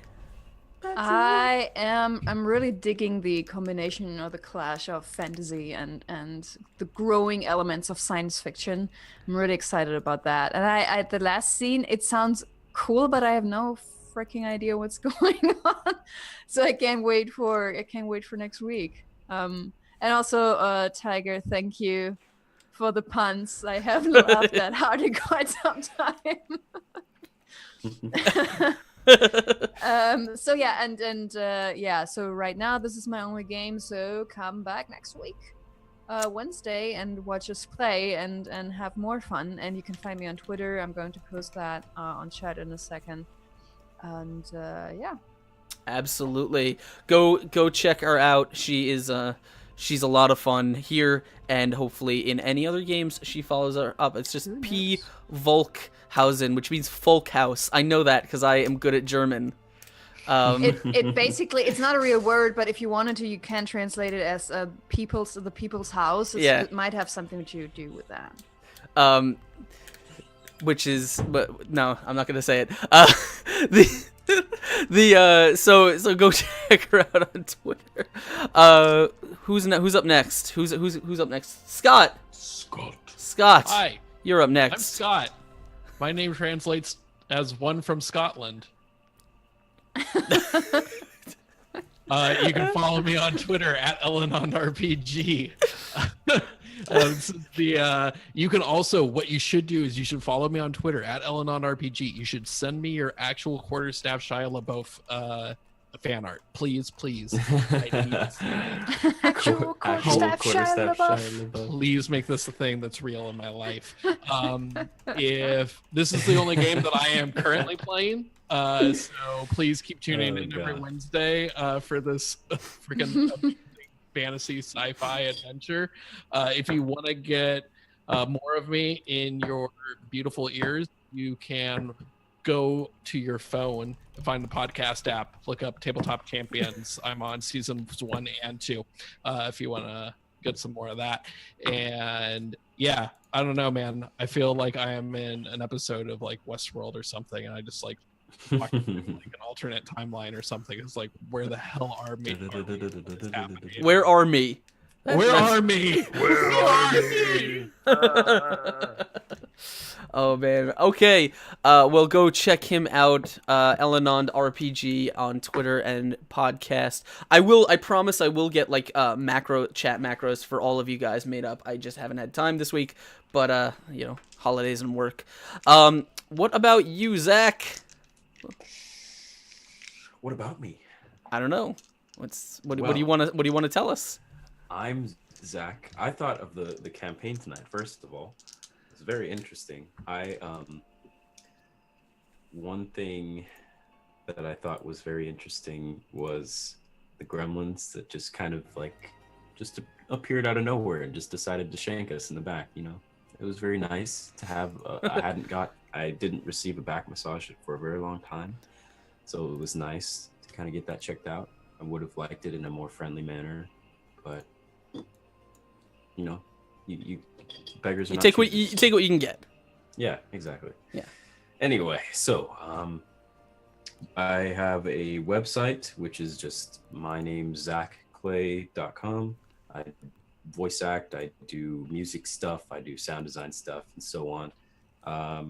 I play in this session. This is actually the only D&D campaign that I'm actually a player in. And then I DM a group in Northern California called Roleplay by the Bay. You can find us on Twitter at RP by the Bay. And we'll have an announcement coming very soon, next Wednesday, actually, for new stuff coming out for that. Currently, we're featuring a French artist named Gremlin who did some character portraits for us, which is really nice. And then my Twitter is, you can probably see it on under my name or on the Twitch thing. So yeah, that's my Twitter. I do stuff. I post D&D stuff. I make music. I like Critical Role, so if you like Critical Role too, I'd sometimes do stuff to do with that. But yeah, that's me. Absolutely. If the link isn't in chat, you can go put it there, the Twitter link and all that, so people can follow that and make sure you check him out. And last but not least, Tiger, what do you think of tonight? I think tonight was a lot of fun. I really enjoyed it.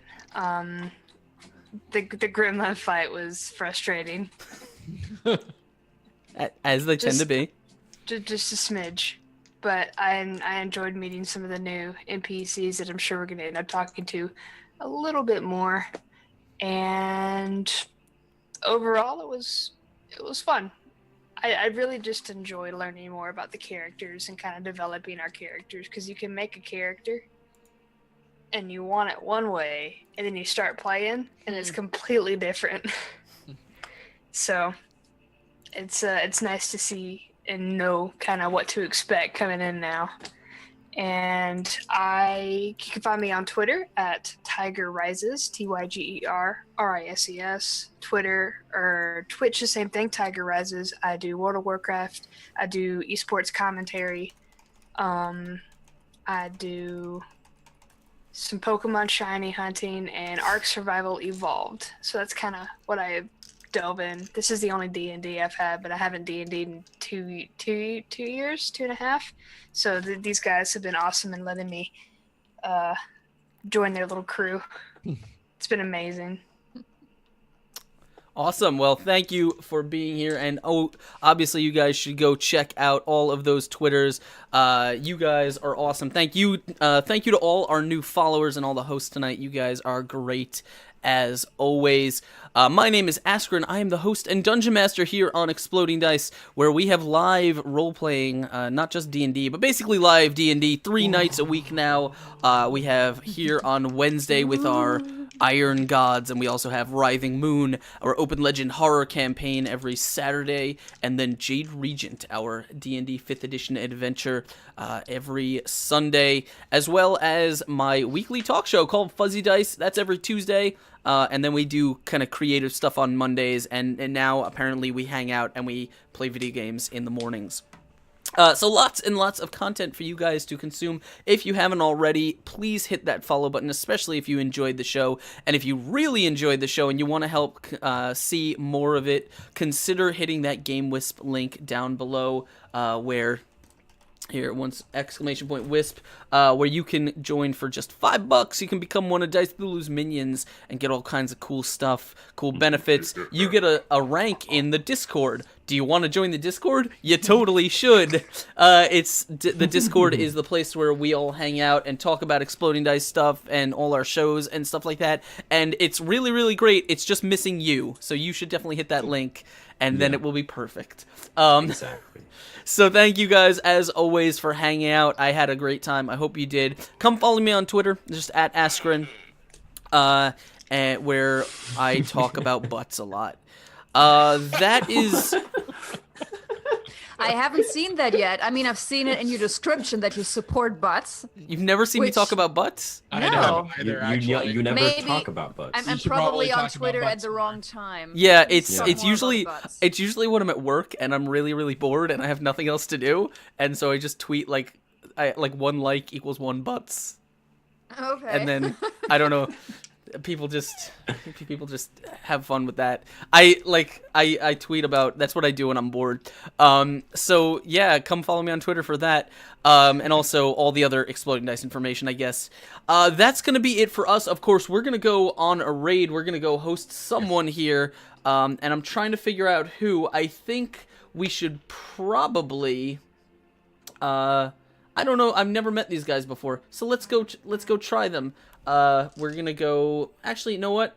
No, we're gonna go host Saving Throw show. I think. Should we host Saving Throw show? Yeah, we should host Saving Throw, especially if they're doing the Star Wars RPG. They're doing Misadventures, which is Harry Potter tonight, Hey, that's I still believe.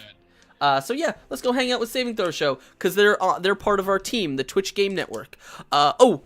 Before I do that, then, have you guys heard, do you guys have any plans for International Tabletop Day? I know I do. Oh yeah, when is that? That is April 29th, and I can tell you a little bit about what's going on. We are going to... do.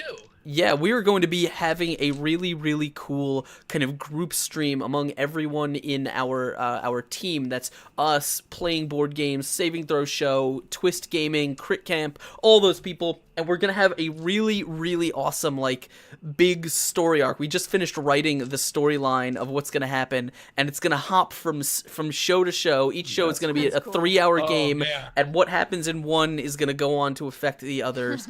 And we are, here on Exploding Dice, we're going to be playing the very final chapter of that whole story. So it's going to be a lot of fun, and I am looking forward to it. So that's April 29th. If you already have plans, cancel them, because obviously Geek and Sundry has plenty of content for you, but Twitch Game Network has the real content. So this is where you want to be. So that's what we're going to do. ! Raid Saving Throw Show. I just want to make sure that they're actually online and not like fake online. And then we will go hit them up. So wait till this loads for me. Hold on. Keep going, Twitch. I know you can do it. I have faith in you. We believe in you. I have faith in you, Twitch. There they are. Okay. So !Raid Saving Throw Show. And I want you guys to hop in there. Show them some love. Type Exploding Dice Raid and the word butts. Make sure you type butts. So there's the link. And Shia LaBeouf, then they have no Shia idea LaBeouf. what- Shia Actual LaBeouf. border stuff, Shia LaBeouf. Actual quarter stuff. That's gonna be it. And so we'll see you next time, guys. We'll see you back here on Saturday for Writhing Moon. But as always, don't let Dice Lulu get his tentacles on you, because he might. Actual cannibal quarterstaff Shia LaBeouf. Take care, everyone. Bye, guys. Night. Oh my god.